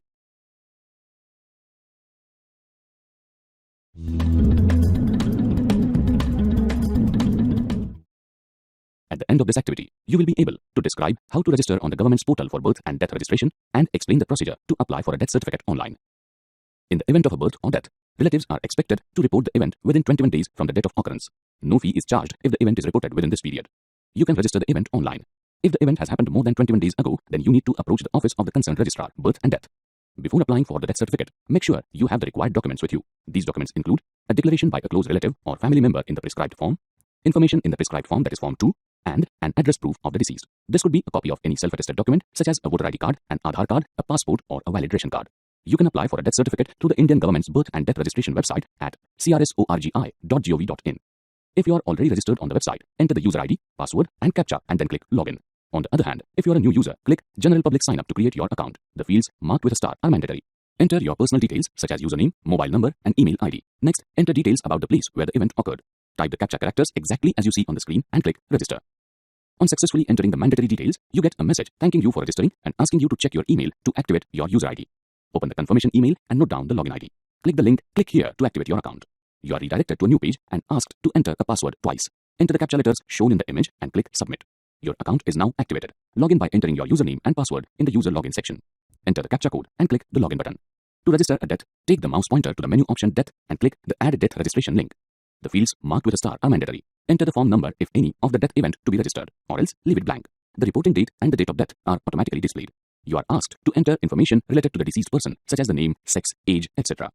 Enter the address of the deceased at the time of death, as well as the permanent address. Select the place of death and enter the address details. Also enter information about the informant, that is the person who is registering the event, and click Save.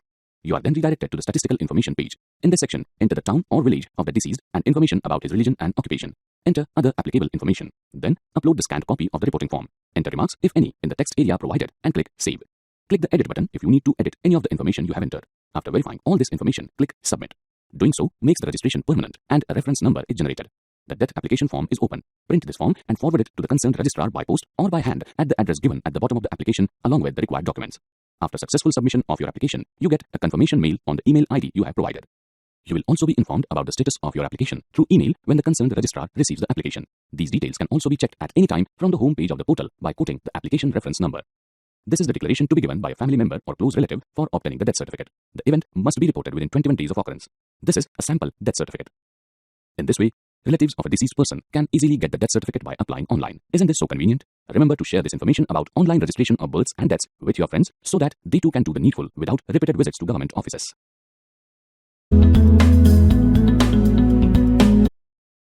You may be required to key in a paragraph of textual information, for example, comments regarding the usefulness of a product. Make sure that spellings and grammar are correct. Various tools are available to check these if you're not an expert. Very often, you'll find that the data given to us is not complete. Mark out the missing fields and point out data discrepancies, if any. Each record entered generally has a unique identifier. As far as possible, make sure you do not enter duplicate data even if the computer system does not have checks in place. Sometimes you might be required to compile data from various documents and then enter it. At other times, you might be required to compare data and record the differences. Entering selective data is quite common. You may be required to enter only a part of the data given to you. Sometimes data needs to be linked with existing data.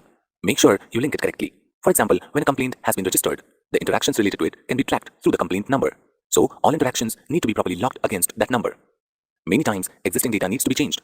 Make sure the correct record is updated.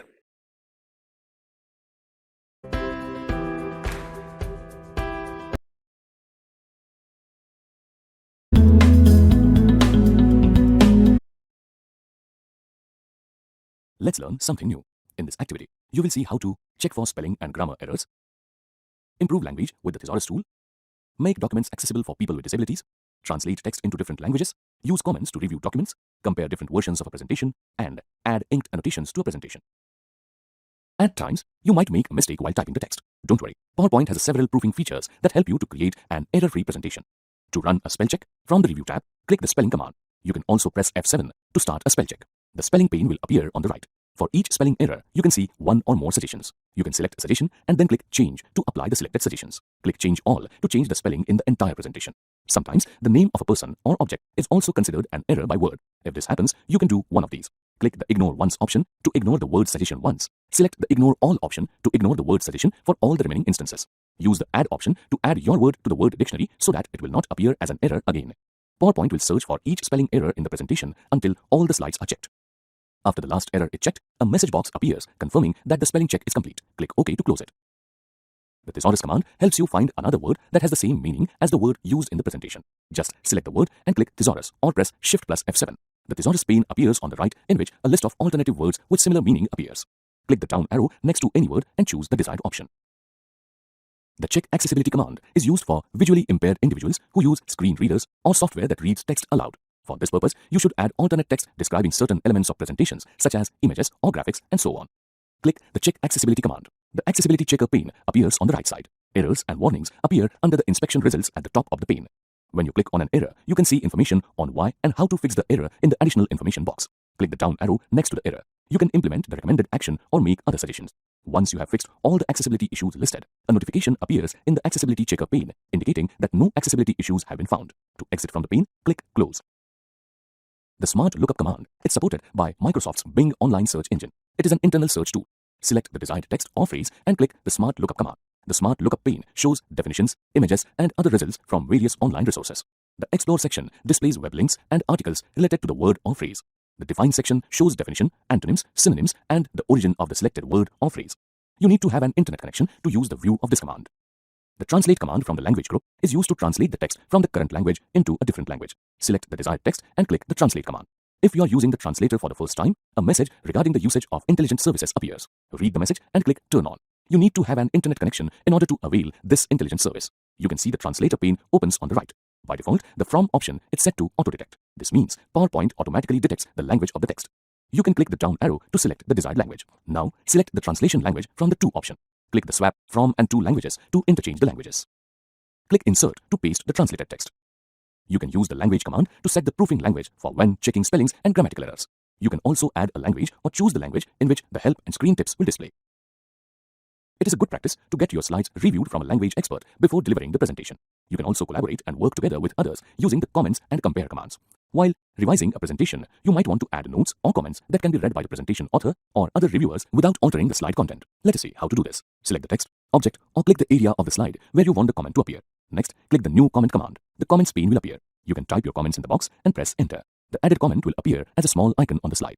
The Show Comment command lists all the comments on the current slide at one place. Here, you can see the author of the presentation has inserted a comment. Let us respond to this comment by clicking Reply and typing the desired text. Now, if you want to edit the comment, select the comment and type the desired text. Press Enter or click outside the comment box. The comment will be updated with the changed text. The Previous and Next commands allow you to jump to the previous and next comment. If you want to delete a comment, just select the comment and then click the Delete command. Click the down arrow to view other deleting options. Sometimes, you might have more than one version of the same presentation because you created multiple drafts. A collaborator can also have his or her own copy leading to multiple drafts.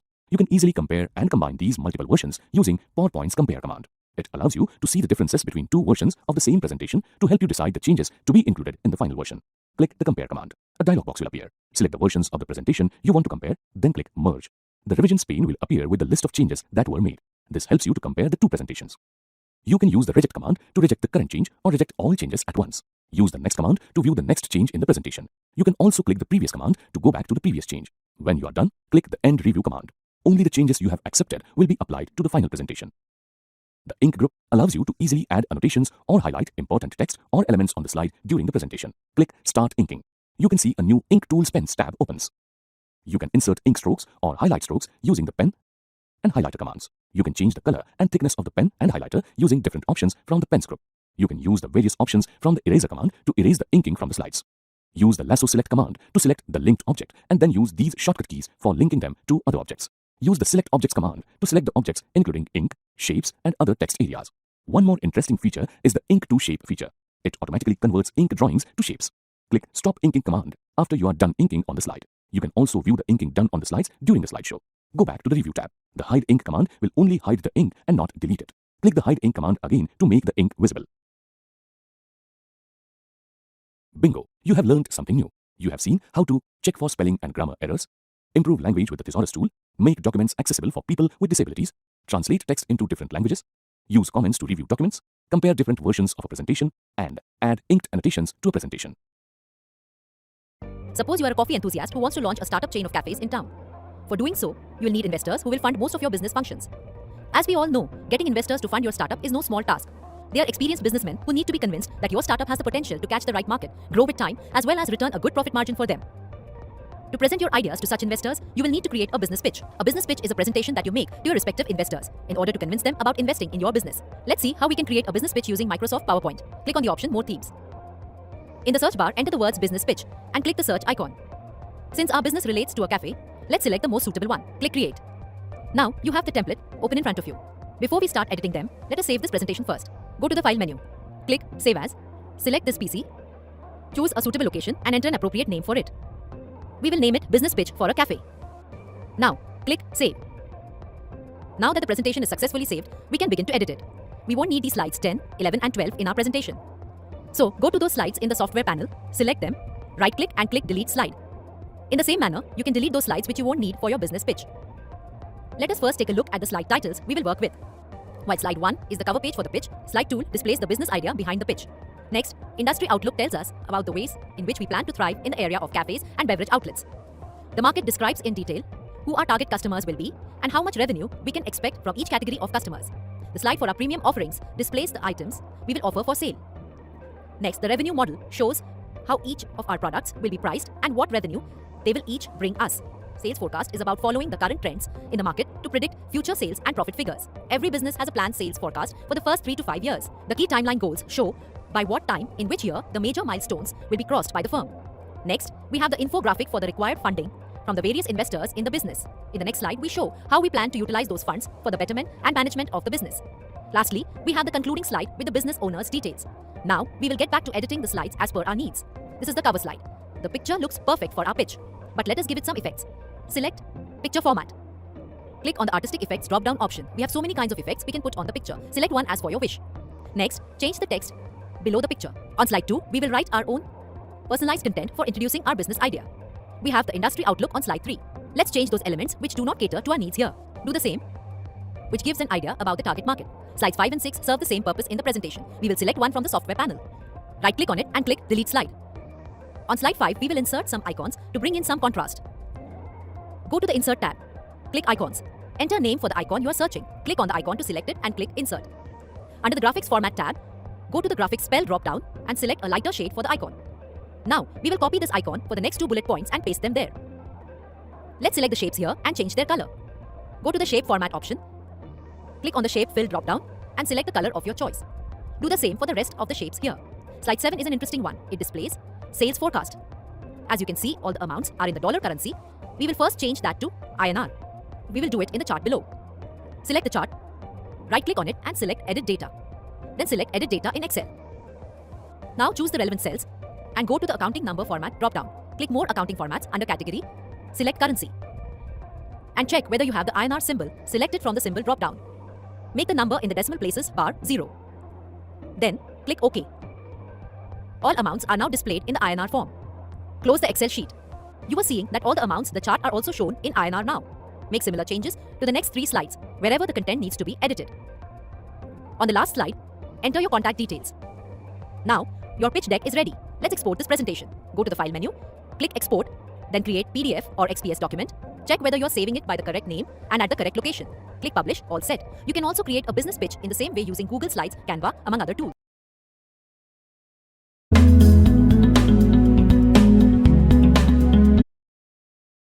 We all use the internet for various reasons and visit multiple websites for the same, but all websites are not always safe. So, how do we know which is a trusted website? Let us learn how to recognize trusted websites.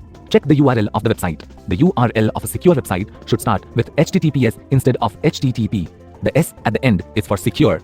Search for a lock icon in the window of the web browser. Clicking on this icon will give you the details of the security status of the website. Never click on the links in an email sent by a stranger. They can be fake. Always type the URL in your browser instead of clicking on any link. Links could take you to an unsafe website. Beware of websites that ask you to personal and sensitive. Beware of websites that ask you for personal and sensitive information. Fake websites make offers that are too good to be true, so be cautious when you open such websites. Oh, so finally you found an online tutor? Have you already registered for it? Few tips before you register for any online services. If you decide to use online directory services to search for a particular service, always check the details of the service provider and read reviews before you decide to choose them. While you register for any online service, do not disclose your sensitive information. Read the policy and fine print of any online service you want to avail. If you are availing any online services by paying them, remember to check their authenticity first. Do not save your payment and personal details on the site. Be careful when filling online forms. Always check if the online services are secure. Internet has overflowing information, hence it is the largest threat to copyright. Many times we like pictures, videos on the internet, but does that mean we can use them where we want? Let us know about copyright.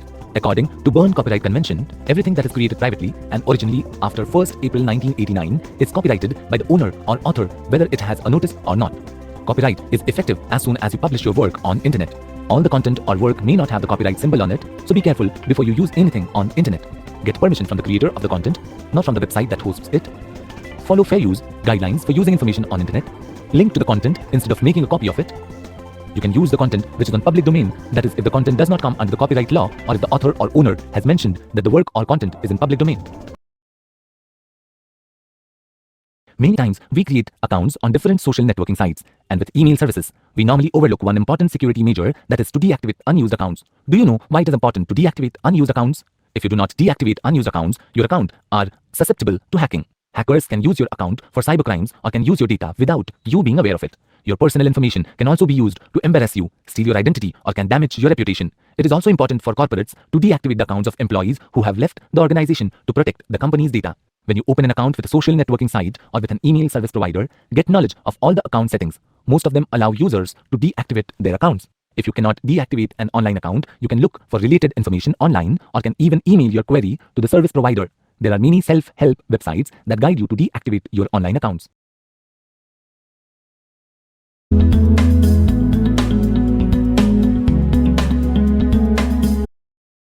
There are many data converters available which enable automated conversion.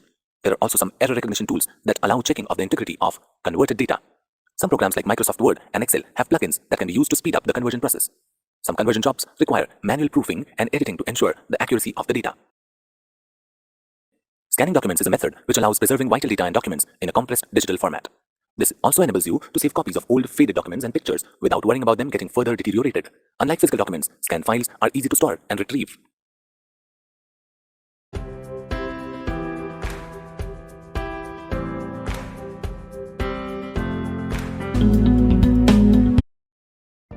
Planning makes it easier for everyone to execute tasks properly. That is why a teacher always plans and studies the lessons that he or she is going to teach in the next class. They also prefer to make a PowerPoint presentation. Creating a lesson plan presentation reduces the chances of the teacher missing out on a topic or making mistakes in teaching. But do you know what a lesson plan presentation is? Let's learn creating a geography lesson presentation for the lesson World Maps in MS PowerPoint. Search for the World Map series template. Click Open in browser. We are going to edit this template in PowerPoint 365, that is the online version of PowerPoint. Rename the file as Geography Lesson. Check out the slides in this presentation. Now, enter the chapter name and title here in the second slide. Add details is related to the plan. Enter the subject, class and division, and then enter the teaching duration. Next, enter the table of contents. We will use fourth slide for assignment purposes later on. Enter the topic information that you're going to teach in the fifth slide. Similarly, enter content in all the slides. Next, let's format the presentation. Go to the Design tab and select the theme. When you do so, you will see a new pane opening on the right-hand side of the presentation. This is the Designer Appeal. This feature helps you customize slides smartly. It provides many designs which you can choose from. Click on one design, like magic. This is a time-saving feature, isn't it? Go to the second slide and check out the designs for this slide in the Designer pane. Apply a suitable one. Adjust or enhance the elements in this slide. Select the text and change its font size. You can also click here to increase the font size. Moving to the next slide, perform the same steps to modify. Now, move the fourth slide by picking it up and place it as the 11th slide. Next, we will insert a picture now. Go to the Insert tab, Pictures, Stock Images. Enter a keyword in the search box and hit the Enter key on your keyboard. Select a suitable image and click Insert. Again, the Designer pane will open. Now, the designs include the image as well. Amazing, right? Apply a design. Now, increase the font size of the text. Select Text box, click Align, click Center Align and Middle Align option. Reposition the text boxes neatly. Go to the next slide. You will also be able to insert pictures from the Designer pane. Scroll down and click on one of the suggestions to find an image. Select one image from the appeared result. Now, apply one design from the pane. Moving ahead, on the sixth slide, we will insert a table. Go to the Insert tab, Table, hover the mouse over the columns and rows and then click to insert. Insert the list of different types of maps in the table. Resize and reposition the table as needed. Now, from the designer pane, apply a design to make it look neat. Reposition and align that text box as shown here. In the 7th slide, insert a suitable picture from the stock images and then apply a design from the designer pane. You can also insert pictures from your computer or device. Inserting online pictures is the easiest method, so we chose to do that. Now, enhance the text box using options like font, font color, font size, and alignment. You can resize or reposition it if required. When there are no elements in a slide, the designer pane is empty. To activate it, you can insert the text box or a picture. Now, for this slide, we want to insert a video. Go to the Insert tab, Online Video. Insert the link of the video here and click on Insert. You can play this video in the class. Moving to the next slide, insert the picture and follow the same set of steps to modify the slide. Complete modifying the whole presentation in similar way. For the 11th slide that we shifted here at the beginning, we will enter assignments. The smart art in this slide will help us create groups and tasks for the class. Modify the title text box, enter the type of activity in the bulleted format. Now, format the smart art by entering the content.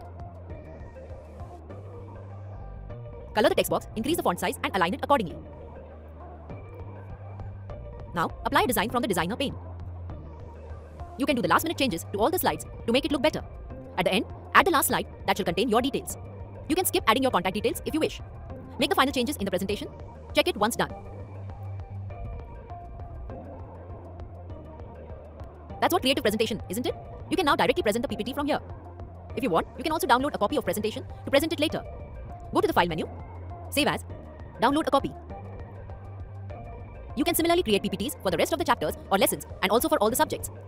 If you want more templates to create lesson planners, you can visit the free template providing websites such as slidesgo.com, slidescarnival.com, slidesmania.com, etc. Copy of latest movie? How? Your friend shared it using the peer-to-peer.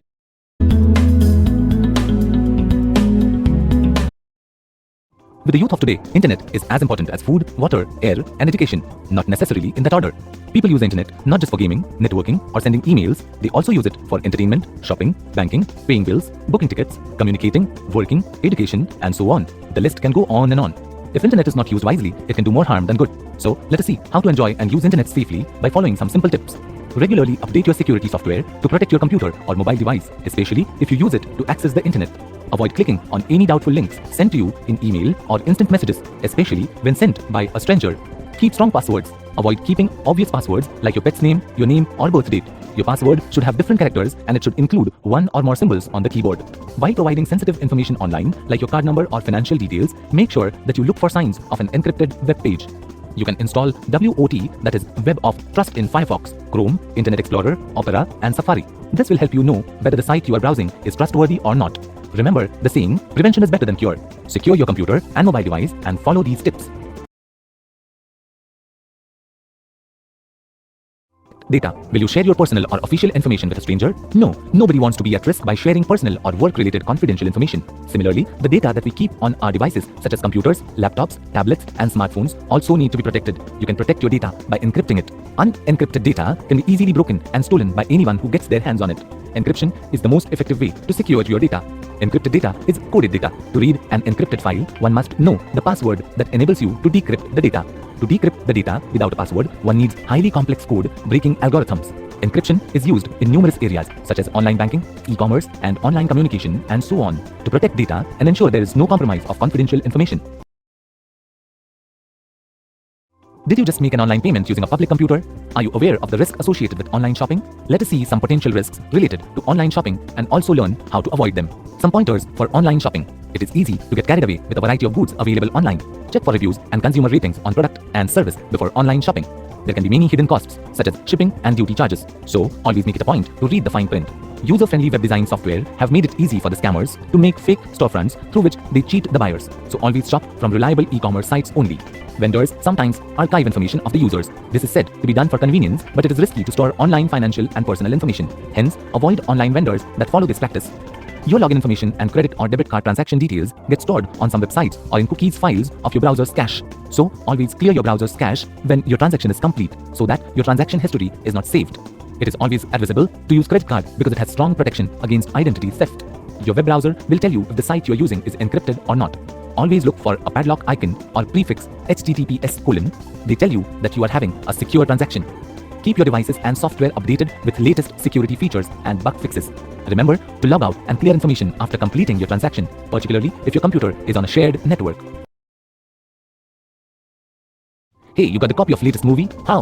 Your friend shared it using the peer-to-peer software? Are you aware that this is illegal? Let us understand why peer-to-peer sharing is not always safe. Sharing files using peer-to-peer is very efficient, but if it is misused, you can face the following risk. Sharing copyright material using peer-to-peer is illegal, so be sure what files you share on the network. While using P2P, you are exposing your hard disk to other devices on the network. This can compromise the security of your confidential data. Your device can also get infected by viruses and malwares.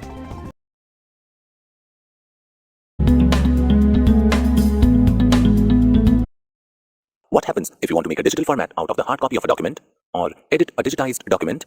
Simple scanning will not do the job. In this case, you would need OCR technology. This is a short form of optical character recognition. This digital replication program does more than simply reading the fonts from scanned documents or digitally captured images. It can recognize line breaks in the document, split up columns, turn images into graphics, allow searching the text by keyword, and enable document editing.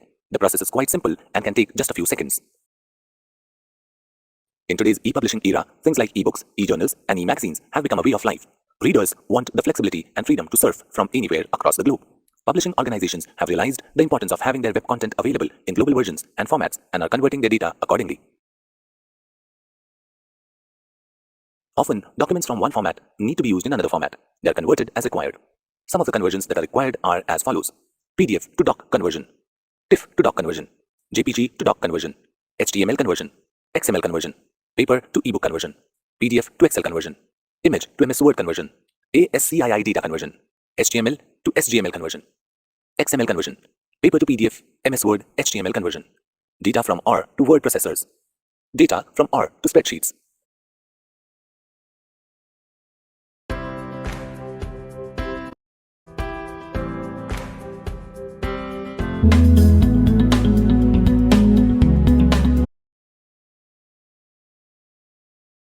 Let's learn something new. This activity covers listing the different presentation views and identifying the correct view for a task.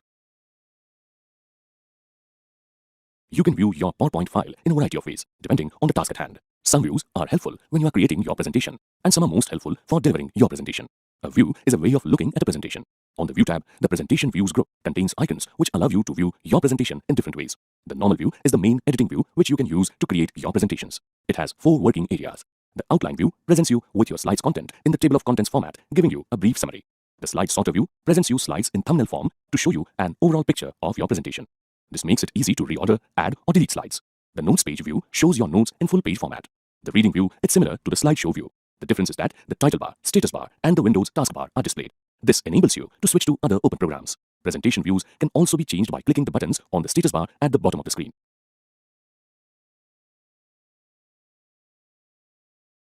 To sum up, take a look at what you learned in this activity. Listing the different presentation views and identifying the correct view for a task. In this activity, you will learn about the Master Views group. You will see how to create a master layout for the presentation and edit slide layouts to meet your needs. Slide Master View is a special feature in PowerPoint's View tab that allows you to quickly modify the slides and slide layouts in your presentation. From here, you can edit the slide master, which will affect every slide in the presentation. You can also modify individual slide layouts, which will change any slides using those layouts. The Slide Master icon is used to make changes to the slide master. The layout of your handouts and notes pages are also based on their respective masters. The Handout Master icon is used to make changes to the Handout Master. The Notes Master icon is used to make changes to the Notes Master. Changing a master slide results in a corresponding change to all slides based on it. Here is a rundown on what you have learned. Creating a master layout for the presentation and editing slide layouts to meet your needs. In this activity, you will explore the Show group. Once you finish, you should be able to show and hide the ruler, use grid lines to align objects, show and hide alignment guides, and add reference notes to slides. We know that a few elements or objects like shapes and pictures in a presentation can be initially inserted unarranged. This makes your presentation look untidy and confusing, but we can use inbuilt guidance on the arrangement of these objects. Microsoft PowerPoint had specially added the ruler feature for the same purpose. This option from the Show group helps you to align text and different objects in your document.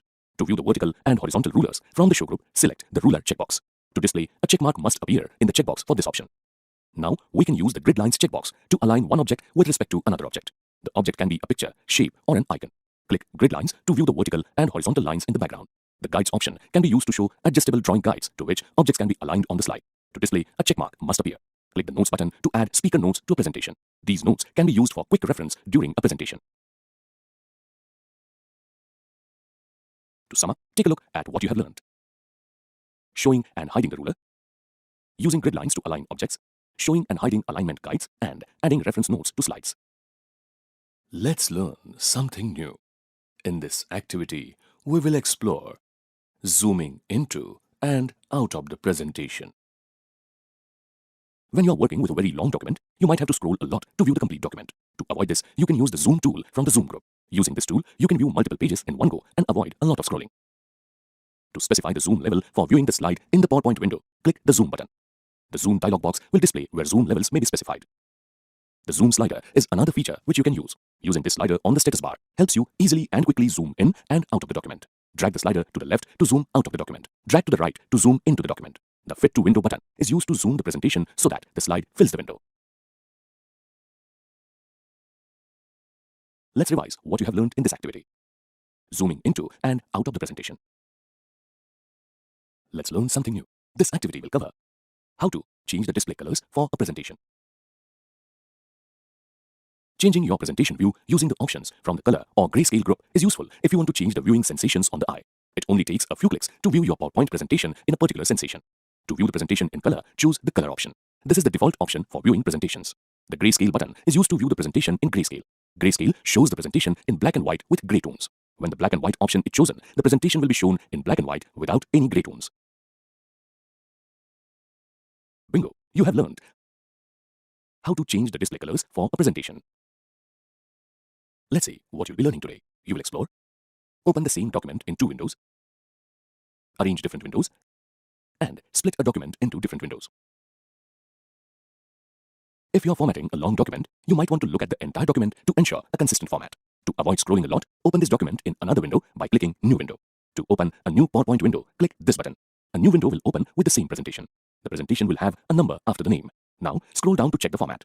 If you notice, you are working on two different parts of the same document. Isn't this amazing? Let's now click the Arrange All button to tile the open windows on the screen side by side. Use the Cascade button to tile the open windows so that they overlap vertically on the screen. The Move Split option is used to move the splitters that separate the different sections of the window. When you choose to use the Switch Windows option, a drop-down list will appear. From here, select the relevant window to switch from the current window to another window.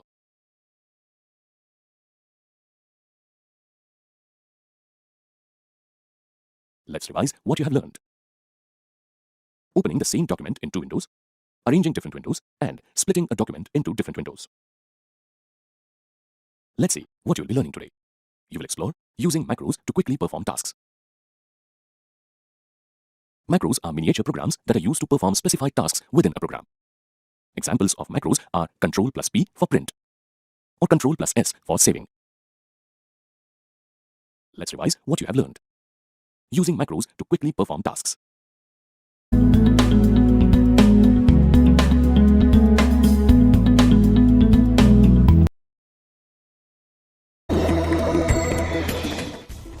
Protection of data in case of loss or theft of computer or laptop.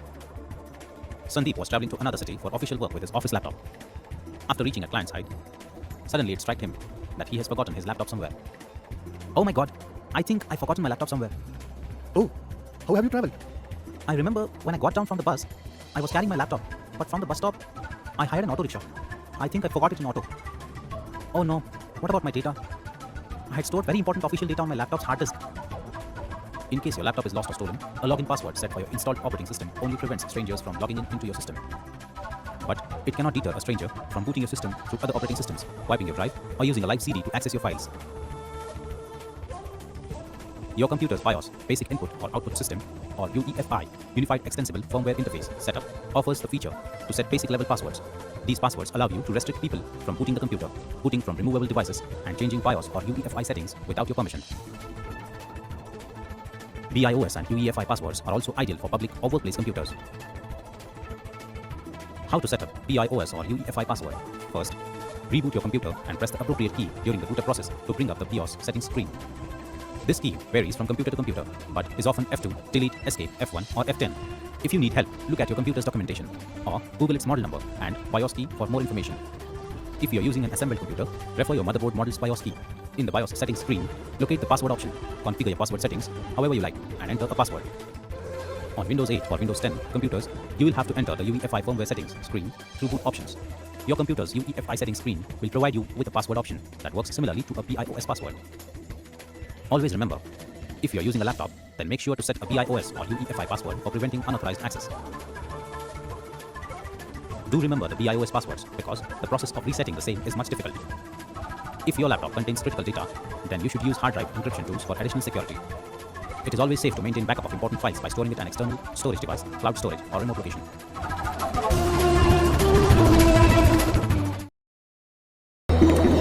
Cybersecurity skills. Downloading unknown email attachments and safety tips. While Rahul was working on his laptop, he got a mail from an advertisement agency with an attachment. Without verifying the details, he clicked on the attachment. And soon after, his laptop got virus infections. Oh no, I think the email attachment is having some problem. An email attachment is a file that is attached to an email message. For example, an email attachment can be one of the following types of documents: GIF files, rich text format document, plain text document, JPEG image, PDF document, M4A file, M4P5, MP3 audio file, movie file. But one should be careful while opening attachments that you weren't expecting or that you don't know the content. Many computer viruses are sent via email attachments and can damage your computer. If you're unsure of what the kind for a particular document type should be, you can compare it with documents you may already have that are of that type. Or you may be able to open an application directly and create and save a new document of that type. If you receive an attachment, especially a.exe or .vbs, and you are unsure what it is, you should run your updated antivirus software before opening it. Always remember, do not open an email attachment if you don't know what it is and it is sent by an unknown sender. Scan the unknown attachment using antivirus software and then open it. If you do not clean up your email attachments regularly, your hard drive, your mail server, or your network server will be full with old attachments. Some email programs have options to automatically delete your attachments when you delete the message. Cybersecurity skills. Blackmailing using social media. Ria recently attended a party at her friend's home. All friends clicked many photographs in that party. Smile please. They shared all those photos on their WhatsApp group. After a few days, one of her friends is now blackmailing her regarding some of her photographs. He is demanding money from Ria and threatened that he would post objectionable pictures of her on the social media. Unfortunately, social media platform nowadays is being commonly used to victimize any innocent person. Punishments for such offense. According to Section 292A of Indian Penal Code, a person who exhibits or puts into circulation any picture which is grossly indecent or which may damage the reputation of any person or which is intended for blackmail shall be punished with imprisonment up to 2 years or with fine or both.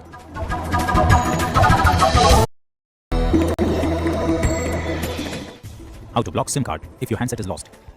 Ria and Neha are sitting at Ria's home. Ria gets a call from a mobile company. Hello ma'am, I'm calling from Airgate. Thanks for using our services. Hello? Ma'am, you have not paid your mobile bills from last 3 months. I request you to pay the same at the earliest. It is 6,200. But I am not using it anymore. In fact, I had lost my handset 3 months back. Since then, I am not using Airgate services.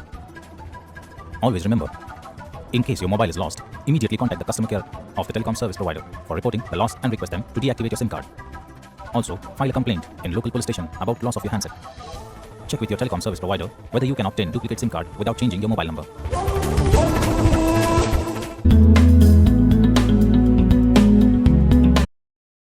With a number of computer systems requiring a lot of information to be input, many offices are outsourcing the work to individuals outside. A large number of people work from home, doing things like entering data, transcribing information, or updating websites. Some companies require applicants to visit their office for initial training. Payment for data entry jobs could be based on an hourly rate, a rate per word, or a fixed rate per piece or project. The payment for jobs is based on various factors, such as location, that is work from home or office-based, employee status, and skill levels required. In general, this is a modest paying profession, and any organization promising big salaries is probably not a dependable one. Like many work-at-home positions, data entry jobs from home are like to pay less than data entry at an office. Some data entry work may require additional skills, such as verifying data or editing. These jobs generally pay more. Sometimes, transcription jobs are advertised as data entry. Since this activity requires more skill and accuracy, the pay will be higher than simple data keying jobs.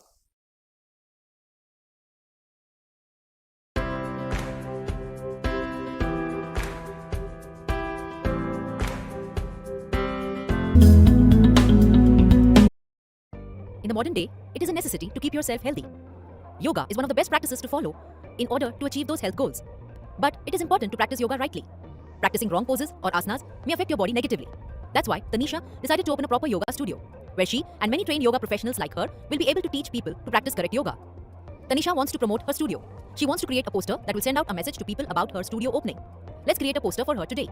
Go to the MS PowerPoint 2019, enter yoga poster in the search box and click on the first template. Click create. Now, first we will save the file. Go to the file menu, save as, browse, rename the file and click save. Check out the template. There are 4 posters here. Let's start designing them. Edit the text in this text box. Add a tagline or punchline that will create an interest for people to read. Increase its font size. Now, go to Insert tab and insert a text box. Enter content in it. Once done, select the text box and increase the font size. Select it and align the text to center. You can also set a different font color for the company or studio name. Choose a suitable color and embolden the text. Insert another text box and enter text. If you can't see the text that you are entering in it, format it before entering the complete text. Now it is visible, isn't it? Enter the complete text now. Expand the text box using the edit points. Now, by using the rotate point on the text box, rotate the text box as shown.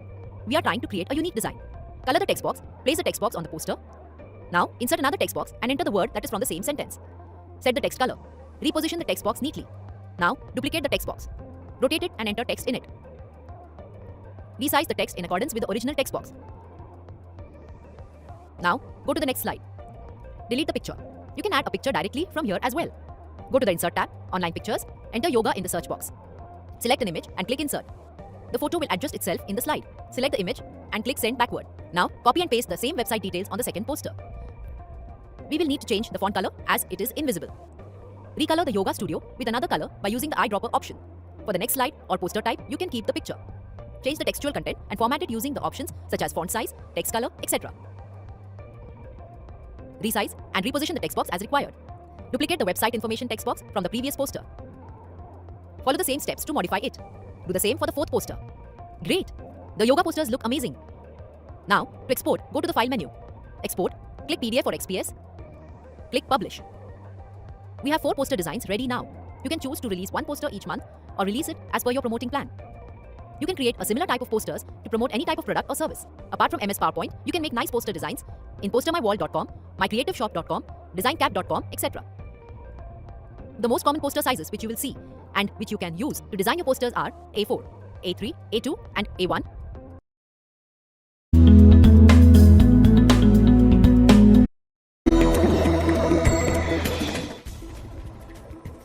Safety tips for using public Wi-Fi networks.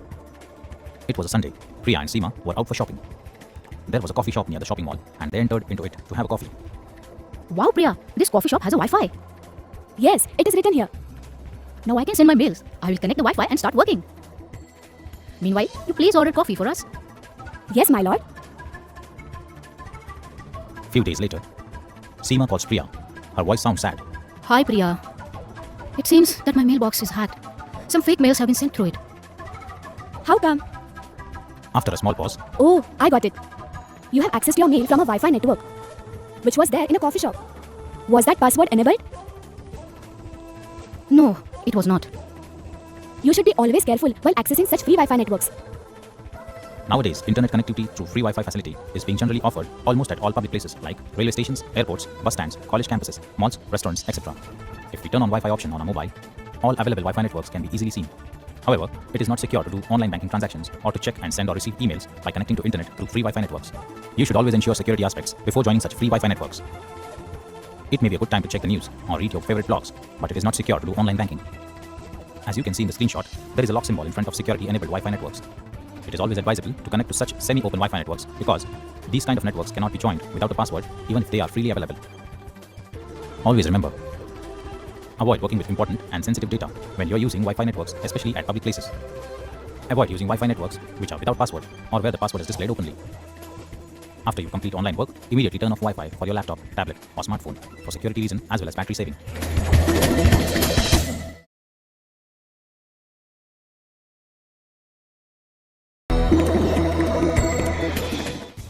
Beware of beeping while using passwords and pins. It was a Sunday and Priya and Seema were out for shopping.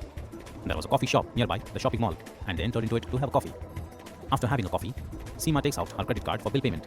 The waiter comes and says, Ma'am, your bill. Yes, card payment. Seema gives the card to waiter. Waiter notices the card number while going to reception. Waiter comes back with swipe machine and says, "Ma'am, please enter your PIN." Seema, while talking to Priya, enters the PIN. Waiter is observing the entered PIN. This could be a case of shoulder surfing. Shoulder surfing means the unethical action of observing through other person's shoulder while that person is doing any online transaction, such as entering OTP, CVV, ATM PIN, or password. Such untoward actions are resorted to by the culprits mostly in public places, such as malls, bus stands, railway stations, restaurants, etc. Because at such places, chances of someone standing immediately next to you and watching your actions are relatively very high. Always remember, always try to cover the keyboard using your free hand when you enter your login or card details for important transactions. Never enter your card's ATM PIN, CVV, password in the presence of and in the manner in which a stranger can easily see while you're entering the same.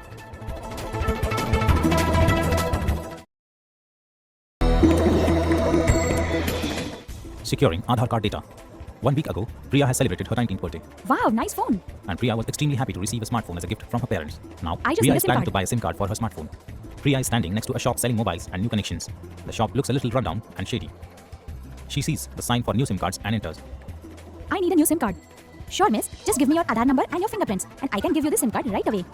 My Aadhaar card. Priya takes out her Aadhaar card and gives it to her. And then puts her finger on the biometric machine. All done. The lady takes out a SIM card and gives it to Priya. Priya doesn't pay attention. She takes the SIM card and walks out of the shop. Aadhaar data and KYC. Aadhaar is now turning to be one of the most important KYC document. A single and unique Aadhaar number can be linked with complete information of a person using images of thumb and retina impressions. Nowadays, many vendors for the KYC processes links customers' Aadhaar data with their products. It requires just a single impression of your finger, and that's it. Your complete information will get linked with the product's database. As Aadhaar card has become an important proof of identity, it means that whenever you submit your Aadhaar card, you're also submitting your biometric access. This can have adverse effects if misused, and thus the government provides the facility of locking and unlocking this feature. Let's see how you can online lock Aadhaar card biometric access. Log on to the official website of Unique Identification Authority of India, Government of India, and go to Aadhaar Services. A page with information about lock or unlock biometric for Aadhaar card will be displayed. Now scroll down to see boxes where you need to input your Aadhaar number. In the second box, enter the security or catch barcode displayed beside the box. Once you fill both the boxes, the Send OTP option will get activated. Click on it. On the right side of the same page, you will be able to give an option of Enter OTP. And this is the box that will get enabled once you receive an OTP on your registered mobile number. Click on Verify. Once you submit the verification, an option of Enable Biometric Locking will appear, which will have to be ticked marked by you. If you want to lock the biometric access, after checking that box, click on the Enable button. And you'll be able to view a success message on the screen as your biometric details are locked now. In this way, you restrict other third-party companies to be able to use your personal details and biometric access for their purposes. All these details will get locked from the Unique Identification Authority of India server. The biggest advantage of this locking is that once it is locked, you can be assured that your personal details are safe, even if your Aadhaar card is lost or stolen. These lock settings can be changed by you at any point in time. If you want to unlock the Aadhaar card, you can do it easily using the internet. Let's see how to unlock your Aadhaar card for some time and how you can disable it, the locked biometrics. In order to unlock your Aadhaar card, you'll have to go to the official website of Unique Identification Authority of India, Government of India, and go to Aadhaar Services. Select the option Lock or Unlock Biometrics. Put your 12-digit unique Aadhaar card number. In the second box, you'll have to copy the displayed security code. The security code is displayed on the right of the box.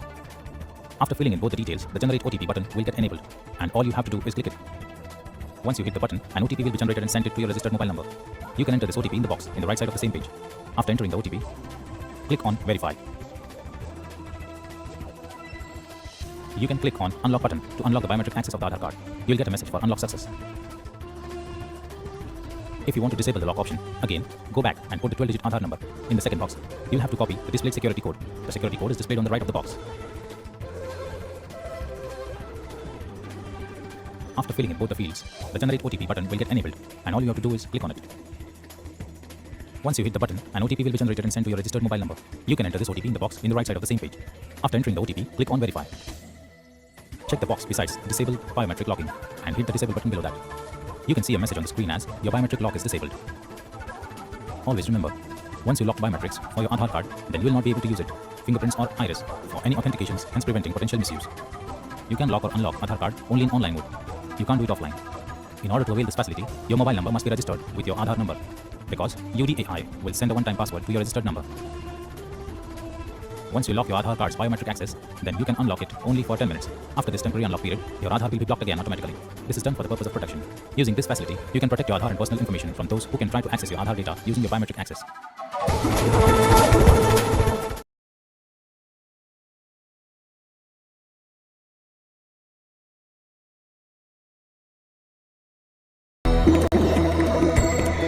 data tampering and its legal implications. Mandar is working as a clerk in a school. Since last week, he was busy with the result processing of his school. Mandar gets a call from his principal. He asks Mandar to come in his cabin. Mandar enters into the principal's cabin. Hello, Mandar. Hello, sir. Mandar, where have you stored the result event data? Sir, it is on my computer. Actually, we have received a complaint from one of the staff member. He said that you have made some changes to the result data on your own. We shall investigate whether the complaint is genuine or not. If it is proved, I am afraid that school shall file police complaint against you. Mandar was shocked to hear this. What mistake Mandar would have done? It could be a case of data tampering. Data tampering means it is the act of deliberately modifying, that is destroying, manipulating or editing data through unauthorized channels. It can be changing data before or during entry into the computer system for fun or profit. Punishments for such offense. Intentional act to tamper with computer data or source code is a crime under IT Act 2000. Source code includes listing of programs, computer commands, design and layout in any form. As per Section 65 of IT Act 2000, whoever indulges in such an act shall be punishable with imprisonment up to 3 years or with fine or both. As per Section 43I, read with Section 66 of IT Act 2000, such act shall be punishable with imprisonment up to 3 years or with fine up to ₹5 lakhs or both.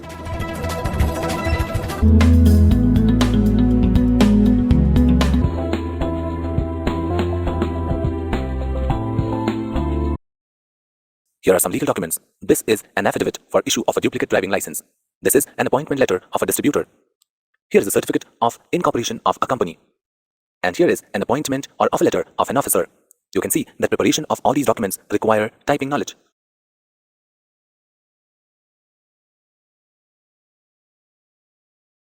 Here is a passport, a ration card, and an Aadhaar card. All the information contained on these has been recorded using the services of expert data entry operators. So, you can see that typing and keyboarding skills are required in all walks of life. Your skills as an expert touch typist will prove to be very useful and give you access to various interesting job opportunities.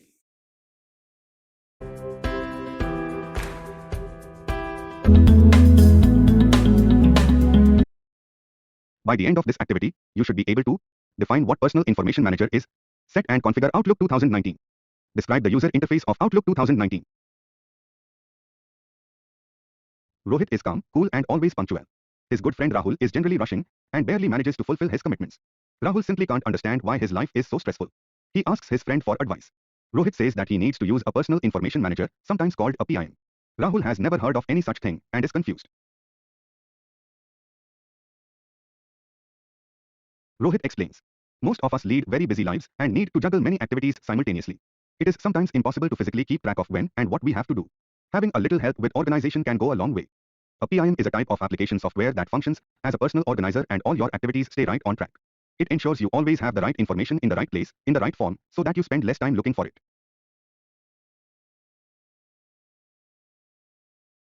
Come, let's learn Microsoft Outlook 2019.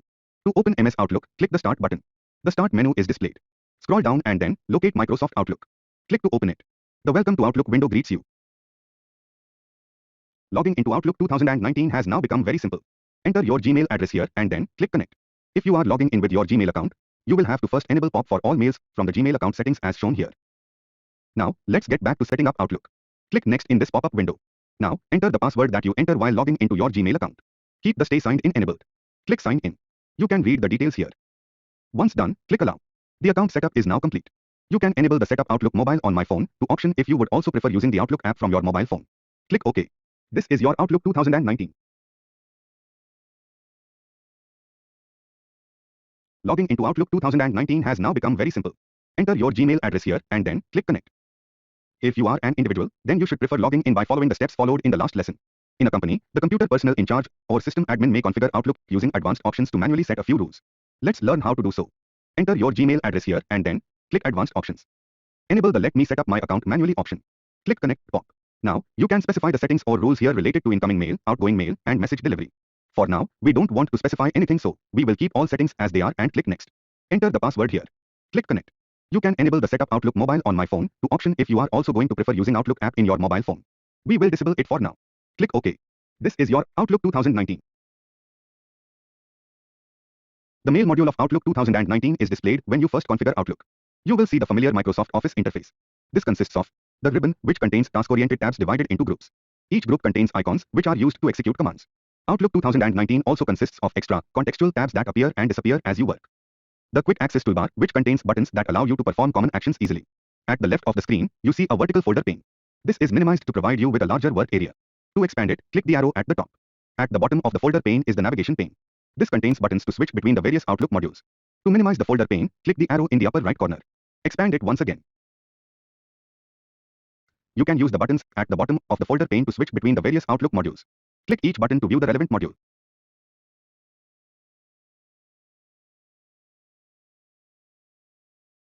Let's have a look at the key learning takeaways. You have learned defining what Personal Information Manager is, setting and configuring Outlook 2019, describing the user interface of Outlook 2019. By the end of this activity, you should be able to outline the process of using background stationery in emails, construct signature files to be used in outgoing emails, explain how to format signature text, use an image as a part of a signature file, explain how to use signature files. Rohit is happy that Rahul has learned to use Outlook 2019 to send and receive mails. He decides to enhance his friend's skills further. Rahul, do you know that you can beautify the look of outgoing mails and also add signatures? Rahul is excited and wants to know how this is done. Outlook offers a feature called background stationery. This enables you to make the background of your email as attractive as you like. Click the File tab and select Options, Mail. Now in the Compose Messages section, click Stationery and Fonts. In the Displayed window, on the Personal Stationery tab, click Theme. In the Theme or Stationery window, click the various themes on the left one by one to see a preview on the right. When you find a suitable one, click OK. Click OK in the other two windows as well. Now, click on New Email. Your email now has an attractive background. Enter details and click on Send to Dispatch. You can get Outlook to add a personalized signature automatically to all outgoing messages. It may include text, images, your business card, a logo, or even an image of your handwritten signature. Let us learn how to create a signature file. Click the File tab and select Options, Mail. Now in the Compose Messages section, click Signatures. In the Signatures and Stationery window, on the Email Signature tab, click New. Type a name for the signature and click OK. In the Edit Signature box, type the text you wish to include in the signature. You may format this text as required using the options displayed. To insert a picture, for example, a company logo, position your cursor suitably. Click the picture icon, browse the required picture and click Insert. Click OK in the Signatures and Stationery window and OK once again in the Outlook Options window. Now open a new email message. Enter your details and other fields. Click Signature, My Signature. The signature has been included in this mail. You can send it now. Let's have a look at the key learning takeaways. Outlining the process of using background stationery in emails, constructing signature files to be used in outgoing emails, explaining how to format signature text, using an image as a part of a signature file, explaining how to use signature files. By the end of this activity, you should be able to describe the Outlook 2019 People module, define what contacts and contact groups are, explain the process of creating contacts, explain the process of creating contact groups, use contacts in email messages, explain how to send email messages to members of a contact group. Rohit feels that Rahul is ready to move to the next level of learning Outlook 2019. He decides to explain the second Outlook module, People. Rahul is thrilled with what he has learned so far and is eager to know more. Using the People module, you can create an address book or list of all your contacts. A contact list is similar to a physical address book. It offers far greater utility in terms of ease of entry and retrieval of information. Let's learn how to create a contact using Outlook 2019. Click the People icon on the navigation pane to display the contacts screen. Now on the Home tab, in the New Group, click New Contact or press Ctrl+N. In the displayed window, enter your contact details such as full name, email and any other relevant information. Click Save and Close when done. Enter other contacts in a similar way. Let's see how contacts can be used in an email message. Click the Mail icon in the navigation pane. On the Home tab, in the New Group, click New Email. In the New Message window, click the To button and click the required contact in the displayed contact list. Then click the To button at the bottom of the window. You can add multiple contacts by keeping the Control key pressed while selecting them. Click the To button at the bottom of the window once again. To include an email address from the contact list in the CC or BCC box, click the contact and then click the respective button. Click OK when done. Your email addresses are now displayed in the relevant columns. Isn't this more convenient than having to enter the complete email address each time? Enter other details and dispatch the email. Rahul is impressed by the convenience the People module offers. Rohit tells him that there is more he can do. He can combine a number of contacts into a contact group. A message sent to such a group is received by all members of the group. This is very useful when you regularly need to communicate with the same set of people. Let's create a new contact group. Click New Items, hover your mouse cursor, over More Items, click Contact Group. A new window will appear. Enter the name of the group in the name box. From the Members group, click Add Members. Click from Outlook Contacts. The Select Members Contacts window will appear. Now, let's include members in the group we created. Select the first contact you want to include in the group and keeping the Control key pressed, select other names as well. Then, click the Members button at the bottom. You can add an additional contact by selecting it and clicking Members again. When you have added all the required contacts, click OK. All specified contacts are listed under the Contact Group in the Contact Group window. To save the group, on the Contact Group tab, in the Actions group, click Save and Close. The group is now displayed along with the other contacts in the contacts list. You can also add an external member who is not in your contacts list to a contact group. Double-click the group name in the contacts list. This displays the Contact Group window. On the Contact Group tab, in the Members group, click Add Members. Click from Outlook Contacts. In the displayed window, enter the name and email address of the member and click OK. Now, click Save and Close. The member has now been added.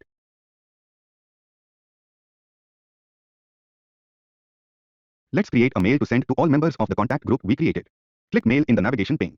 On the Home tab, in the New Group, click New Email. In the Message window, click the To button. The contact list is displayed. Click the name of the contact group and then click To at the bottom of the list window. Now, click OK. You can see the name of the group in the Message window. Enter other details and click Send. Individual mails are now dispatched to each member of the group.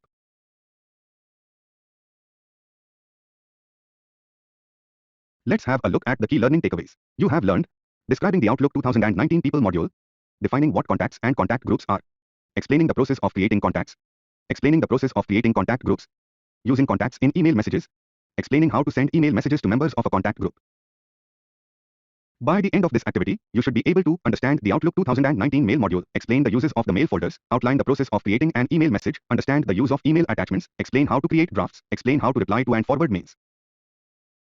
Rohit tells Rahul that email is a very important means of communication in today's world. One should handle it systematically. You can use a mail tool like Outlook 2019 to handle all email-related activities effectively. Let's learn to create a new email message. On the left-hand side of the screen, click New Message. A new message window appears. A mail message window generally looks like this. Click the highlighted areas to know more. From. This box appears if you have configured multiple email accounts. The email account that will send the message is shown. You can click the From button to select another account. 2. This box is used to enter the recipient's email address. Multiple recipients can be entered separated by semicolons. CC. The CC, that is carbon copy, box is used to include addresses of people you wish to send copies of the email to. BCC. If you wish to send the mail to someone you do not wish other recipients to know about, you can use the BCC, that is blind carbon copy, box. Subject. This box is used to enter the subject of the message. Mails can be sent without a subject, but it's advisable to include one. This makes it more likely that your mail will get the required attention. Send.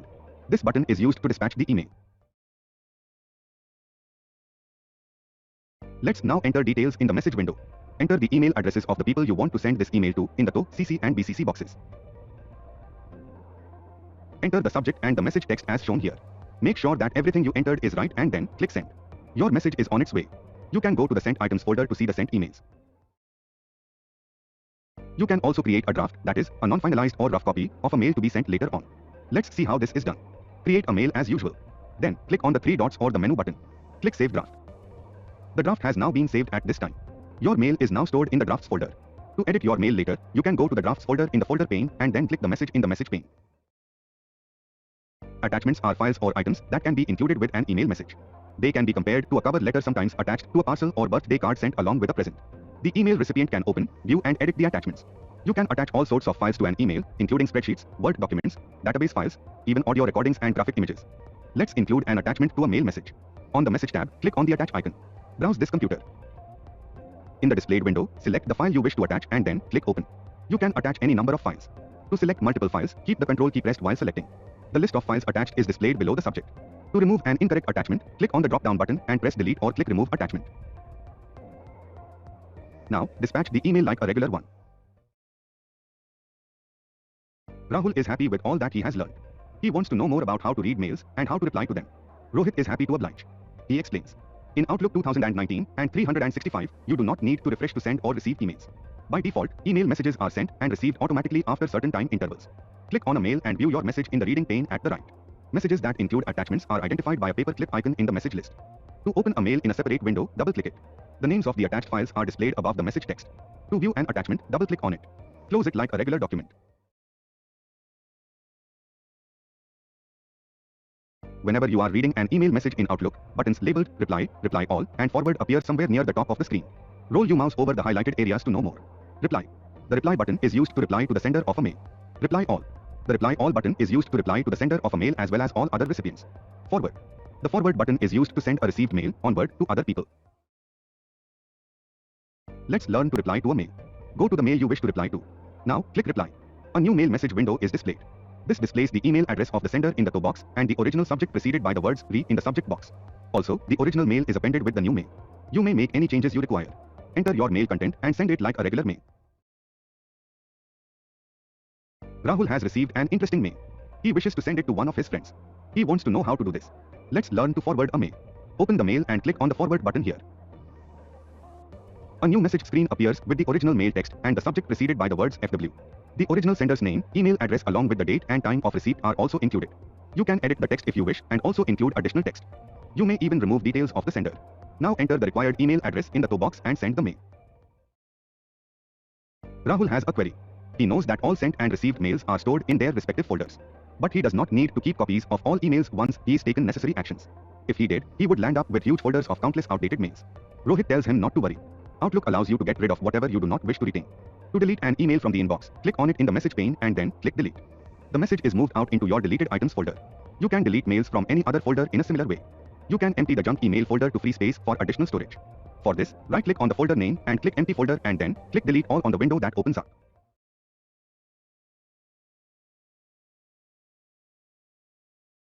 You have completed the activity.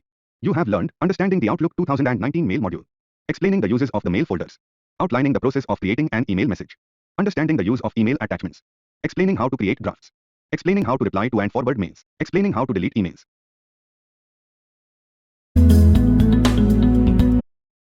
Laptops are lightweight, portable, and allow you to set your workplace anywhere. But sitting incorrectly when using a laptop can become an ergonomic issue.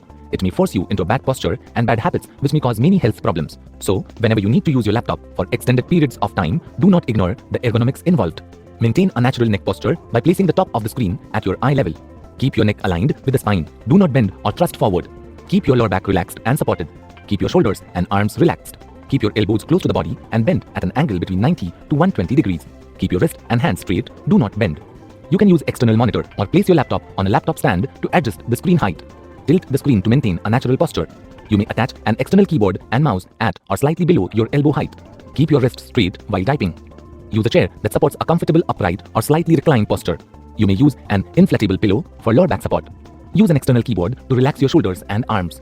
Laptops are really not meant to be kept on your lap for extended periods of time.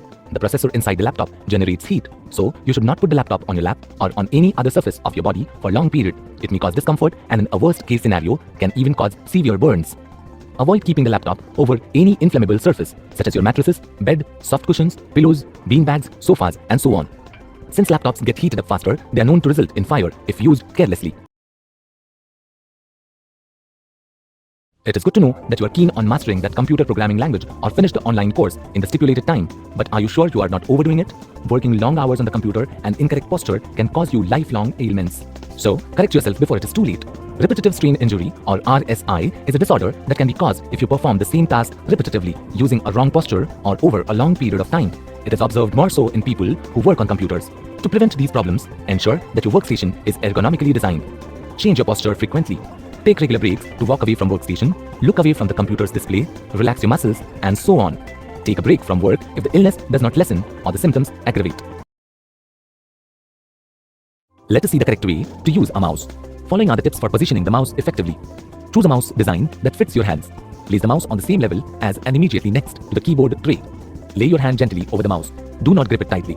Keep your pointing finger and your ring finger on the buttons, with your middle finger on the scroll wheel in the center. Keep your wrist in a natural and comfortable position. Keep your wrist straight. Do not turn your hand to the left or to the right. Do not raise or lower your arm. Do not use a wrist rest while using the mouse.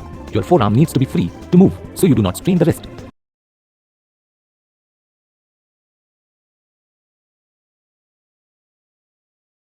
Let us see the correct way to use a mouse. Following are the tips for positioning the mouse effectively. Choose a mouse design that fits your hands. Place the mouse on the same level as and immediately next to the keyboard tray. Lay your hand gently over the mouse. Do not grip it tightly.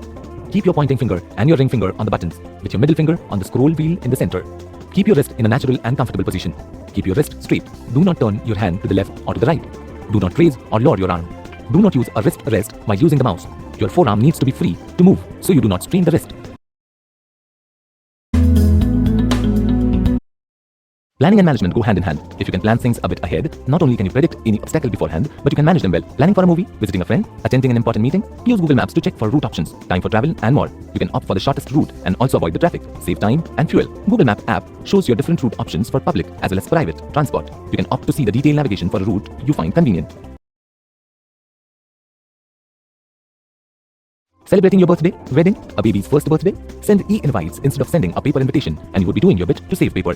Benefits of e-invites. You can design your own invites, email all your friends and send the invite as an attachment. Your guests can mark the date in the Google Calendar as well. When you send invites in this way, you not only save a lot of paper, including the paper required for envelopes and the invitation card, but you also save a lot of time. You can just add any extra guests to the list and send the attachment. Remember to plant a tree on your birthday or gift a plant as a return gift. Celebrating your birthday, wedding, a baby's first birthday? Send e-invites instead of sending a paper invitation and you would be doing your bit to save paper. Benefits of e-invites. You can design your own invites, email all your friends and send the invite as an attachment. Your guests can mark the date in the Google Calendar as well. When you send invites in this way, you not only save a lot of paper, including the paper required for envelopes and the invitation card, but you also save a lot of time. You can just add any extra guests to the list and send the attachment. Remember to plant a tree on your birthday or gift a plant as a return gift. Done for the day? Ready to go home? Good to see that you are in the process of turning off your computer. Did you switch off the attached peripherals such as printer, scanner and the modem? Do not forget to remove that USB device as well. Did you know you should never shut down a device by pulling the plug if you can avoid it? Most of the time, there will be a soft method, whether it's a shutdown command in your operating system or an actual power button on your peripherals device. There is a very important catch, though. Many people just unplug USB or Thunderbolt or even FireWire storage devices without telling Windows to remove them safely first. Such behavior can sometimes cause loss of data on external data device like flash drives, hard drives, cameras, and players, or even complete and irrecoverable failure of the storage device. The worst consequences usually appear after unplugging a device while the process of copying or deleting files is still in progress. Now that you have disconnected all the peripherals, remember to turn off their power supply as well. Shut down your computer and wait. Now, turn off the monitor as well. Turn off the office lights as well. On your way out, save energy, go green.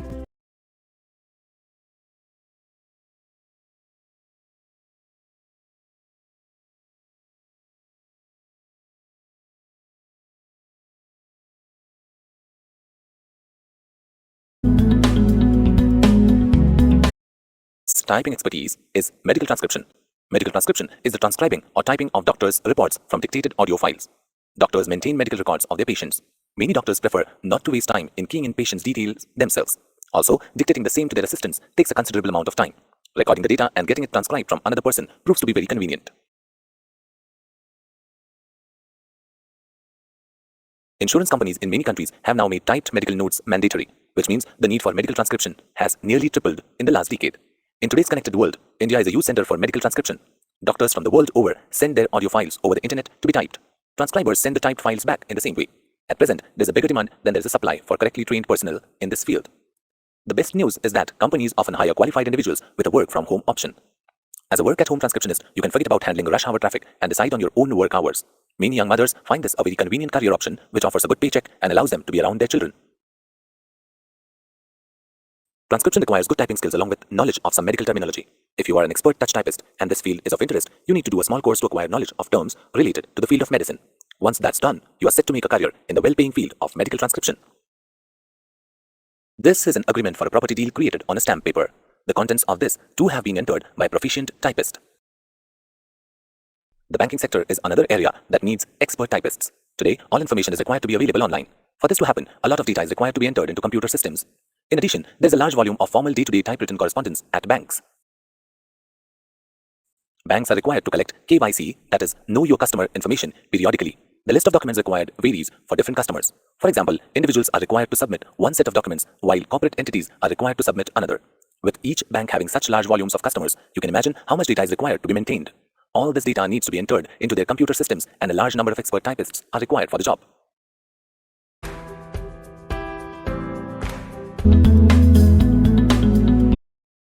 By the end of this activity, you should be able to list the ways in which Outlook 2019 helps organize mails.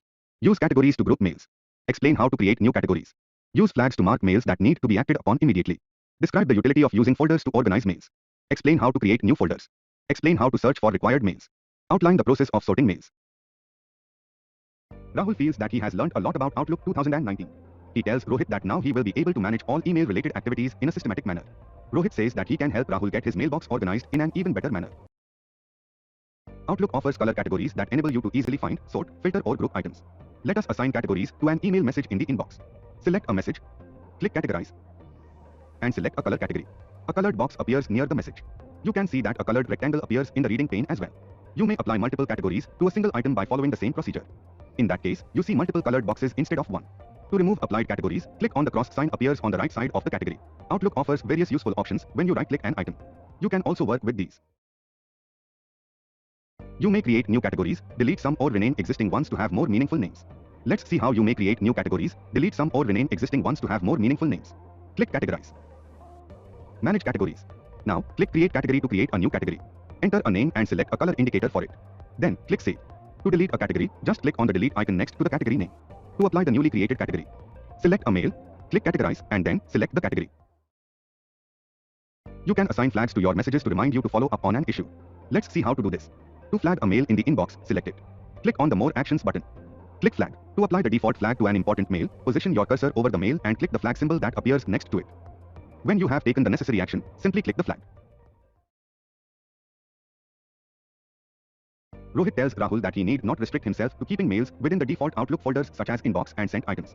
If you want to keep all mails related to a single activity together, you can create a new folder and move them there.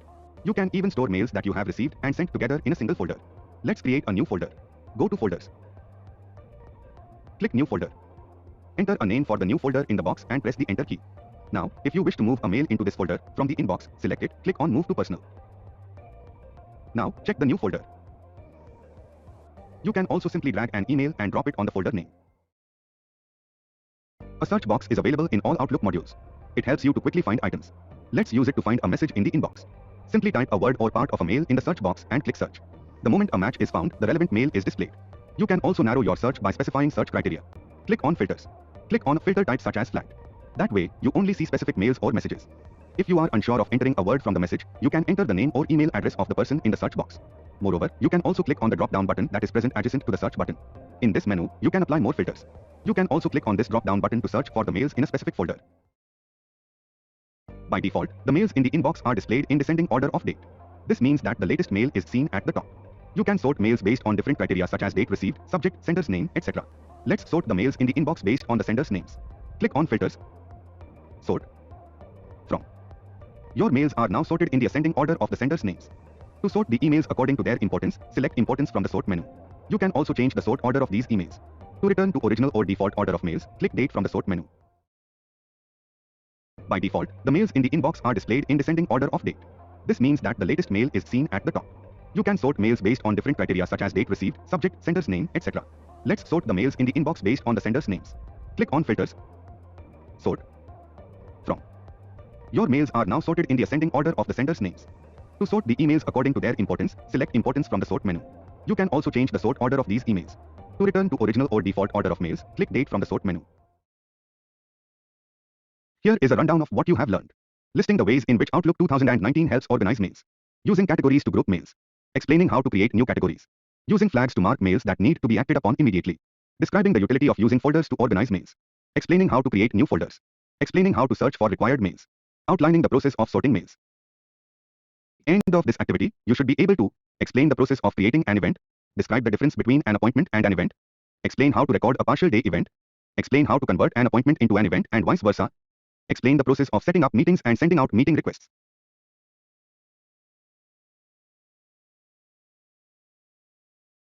Rahul has learned to record appointments in the Outlook calendar. Rohit decides to explain to him now about how to record events. An event in the Outlook calendar is treated as an all-day activity. This could be something like a product promotion exhibition or a picnic. Usually, an event occurs once and can last for one day or several days, but an annual event, such as a birthday or anniversary, occurs yearly on a specific date. In the calendar, events do not occupy blocks of time. Instead, they appear as banners at the top of a calendar page. You can record other appointments on a day you have an all-day event. Let's create a new event. Select the required date. To create a new event, on the Home tab, in the New Group, select New Items, All-Day Event. In the Event window, enter the subject and location of the event. Then enter the dates when the event will start and end in the appropriate boxes. Enter the required notes. Finally, on the Event tab, in the Actions group, click Save Close. Rahul has a query. What happens when an event does not last for the entire day? Rohit explains. You can create an event which spans across only a part of a day. In the Event window, enter details such as subject, location and notes. Then uncheck the All-Day Event box. You can see that the window title now displays it as an appointment. Specify the start and end times. Then click Save and Close. Your partial day event is now displayed like an appointment in the related calendar page. So, in effect, your event is converted into an appointment. Likewise, an appointment can be converted into an event. Here is a recorded appointment. Click the All-Day Event box. The window title displays it as an event. Click Save and Close. The calendar now shows an event banner at the top of the page. A meeting is an appointment that includes other people and can include a meeting location. Rohit tells Rahul that he can use calendar to set up meetings with his Outlook contacts and others and send out meeting requests. Creating a meeting request is similar to creating an appointment or event. The difference is that you can email the request to others. Let us see how to do this. To set up a new meeting, on the Home tab, in the New Group, click New Meeting. Enter details of the meeting like any other appointment. Then enter the email addresses of the people you wish to invite to the meeting in the toolbox. Finally, click Send. The requests are sent out like regular emails to the invitees and the meeting is recorded in your calendar. Responses to the requests appear in the inbox of your email account. Let's have a look at the key learning takeaways.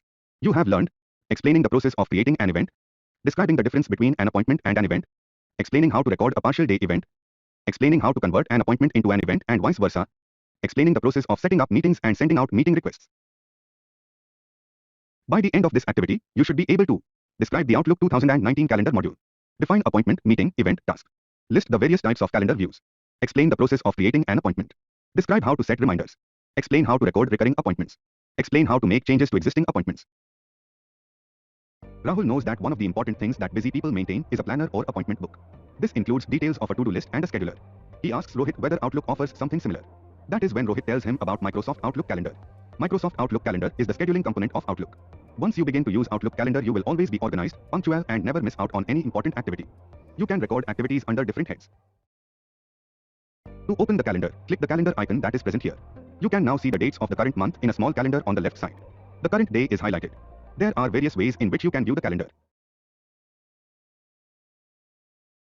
Let's use the day view to create an appointment. Go to the Outlook calendar. Click Day to create appointments device. You can click on these arrows to go to the previous or next month. Select the day on which you wish to schedule your appointment. Now, enter the appointment title. Enter or set a time slot. By default, an appointment is allotted half an hour. You may extend it as needed. Now, as we are scheduling an appointment, it will have a set time. But if you are scheduling a whole day event in Outlook, you can enable all day option. Once done, click Save. Your appointment has now been recorded.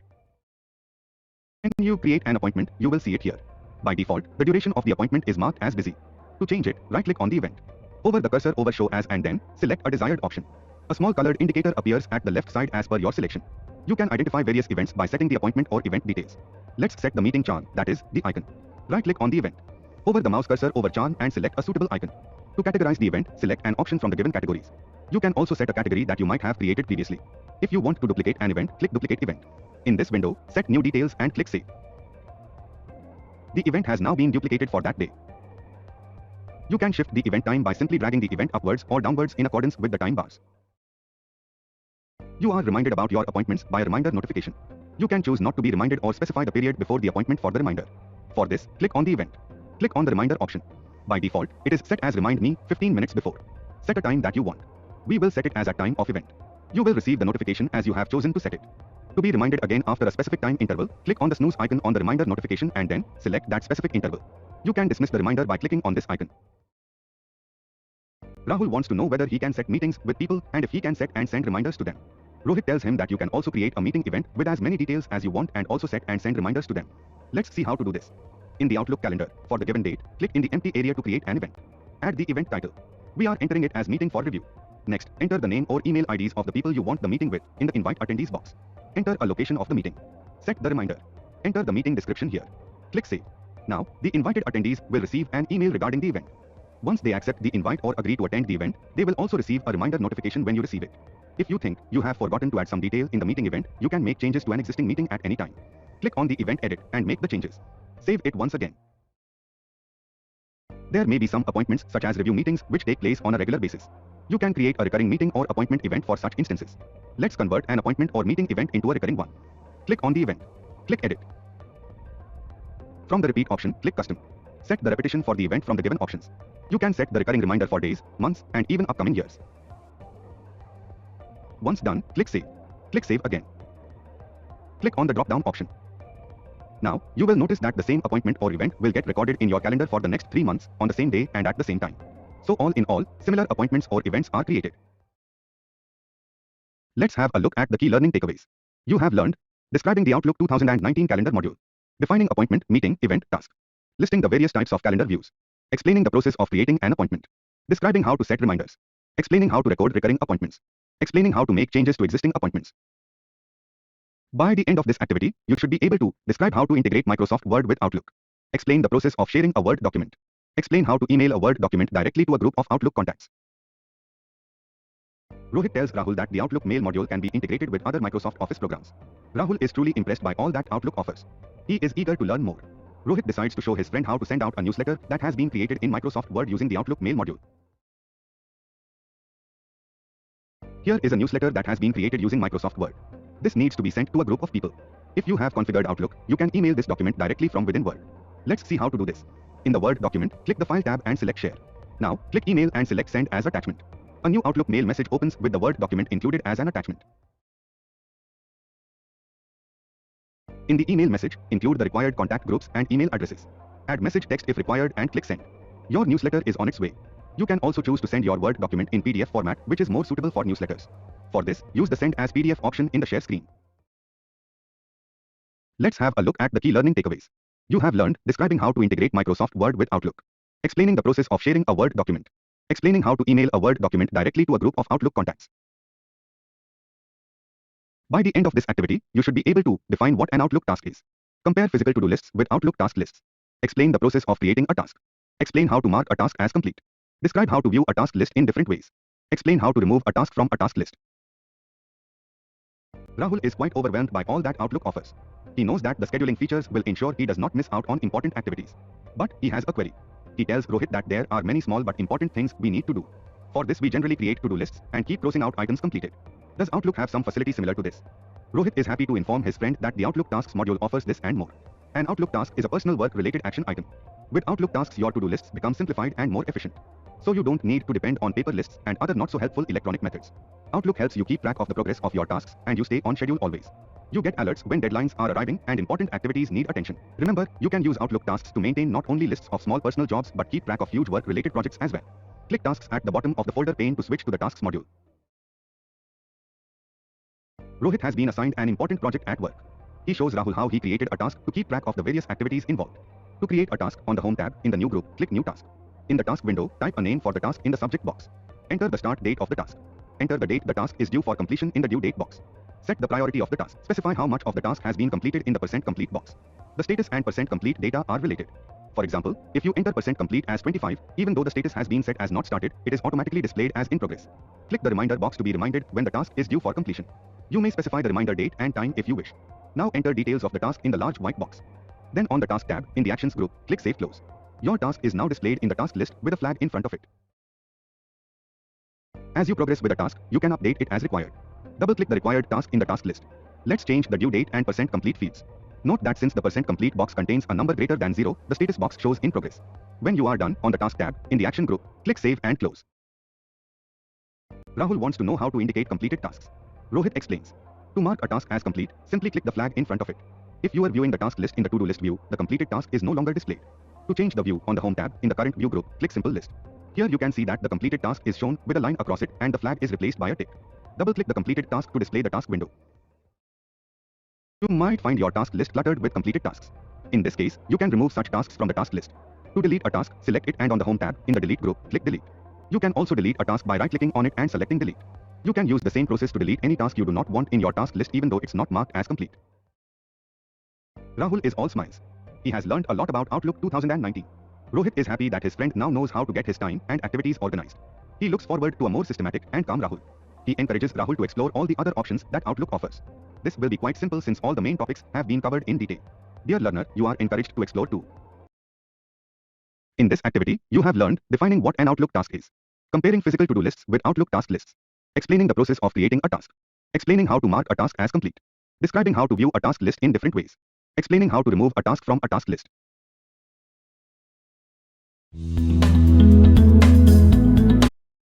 If your work on the computer demands extensive use of keyboard for long periods, it is always wise to use ergonomic keyboards. Using conventional keyboards with the wrong posture can be very harmful. You need to use the right keyboard with the right posture to avoid any muscular or posture-related disorders. There are a variety of ergonomic keyboards available to give you comfort while typing. Some of them are split keyboard, contoured keyboard, handheld keyboard, angled split keyboards. You can browse over the internet to select a keyboard that best suits your requirement. If you work long hours on your laptop or computer, and more so if you tend to sit in a forward flex position, chances are that your shoulders could get strained. If you slouch your shoulders or do not sit upright, it can even lead to sour neck and shoulder muscles. So, here are some exercises to work those muscles. Exercise 1. Raise your shoulders up and until you can feel those muscles in your neck and shoulders tense. Hold this position for about 10 seconds and then release your shoulders. Ensure there is no tension in any of the muscles when you are in the relaxed position. Repeat this for as many times as you feel comfortable. Exercise 2. Roll your shoulders clockwise and then anti-clockwise. Repeat this movement each side at least 5 times or more. Exercise 3. First, lock your fingers with each other as shown here. Turn the interlaced fingers above your head, facing the ceiling. Straighten the elbows and stretch as much as you can. Hold the stretched position for a few seconds and then bring your arms back to your side. Repeat the entire movement for a number of times to feel the muscles ease. Practice these exercises and we will share more with you in the coming sessions. It is good to network and play games over the internet, but are your eyes feeling unreasonably tired? Does your head ache after a while of working on the computer? Check the color settings of the display screen. Here is what you should do. Adjust the display's brightness. Compare the white background of a web page with your workstation. If it appears to be brighter or looks like a light source itself, adjust it to a lower brightness value. If it appears too dull in comparison, you need to increase the brightness. The color temperature also has an implication on your vision. Ensure that the color temperature of the display screen is not too high. High color temperature increases the display's blue light emission. The blue light, if high, can strain your eyes. Ensure the color contrast is set optimally so as not to strain your vision. Black font color over a white background is most advisable for computer screens.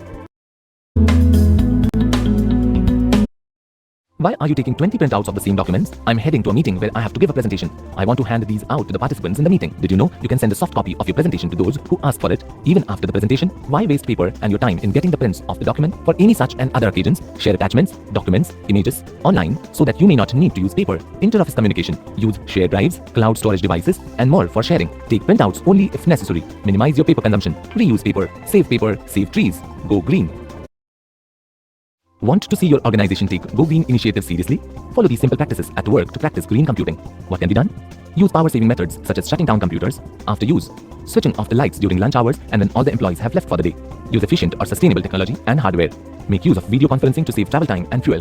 You can also reduce your institution's carbon footprint. Reduce the amount of IT equipment on site by sharing or outsourcing. Implementing automatic power-up, power-down procedures for desktop computers.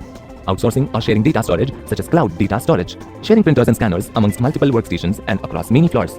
Just a word of caution, do not be tempted to run an equipment number of times just because it saves energy. It may cause a rebound effect to cancel out savings. Start with small changes and opt for newer changes, but one at a time. Give some time for the change to sink in so the employees have sufficient time to implement them. Okay, what are these? Those textbooks which I have used during my school, and why?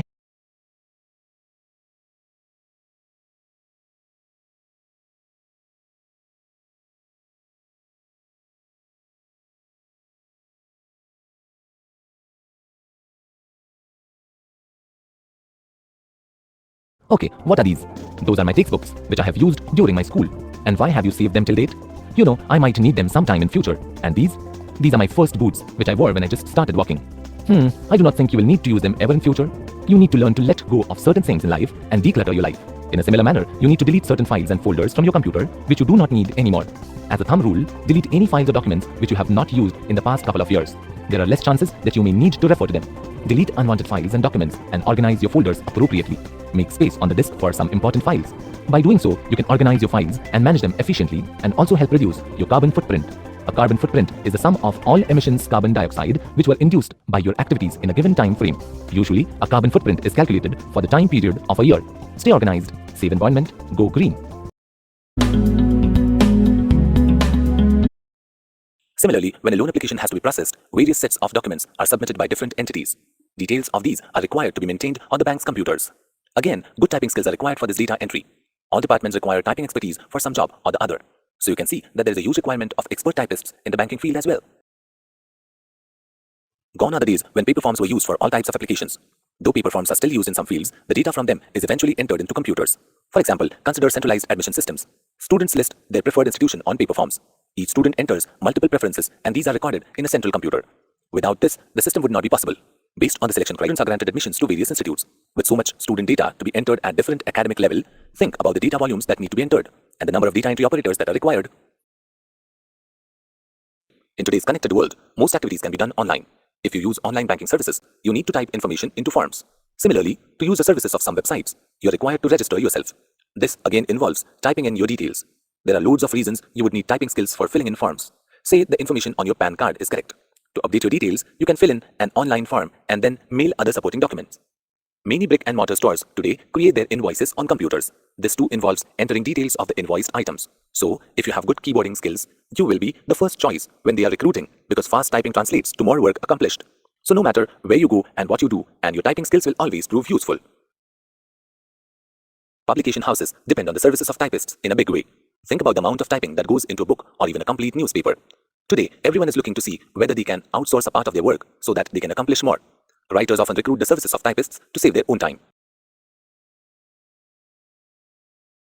Typists in the publication arena can either be audio-video typists or copy typists. An audio-video typist creates typed documents from dictated or recorded sound files. The typist listens to dictated documents using a special device or software on a computer and types out the information.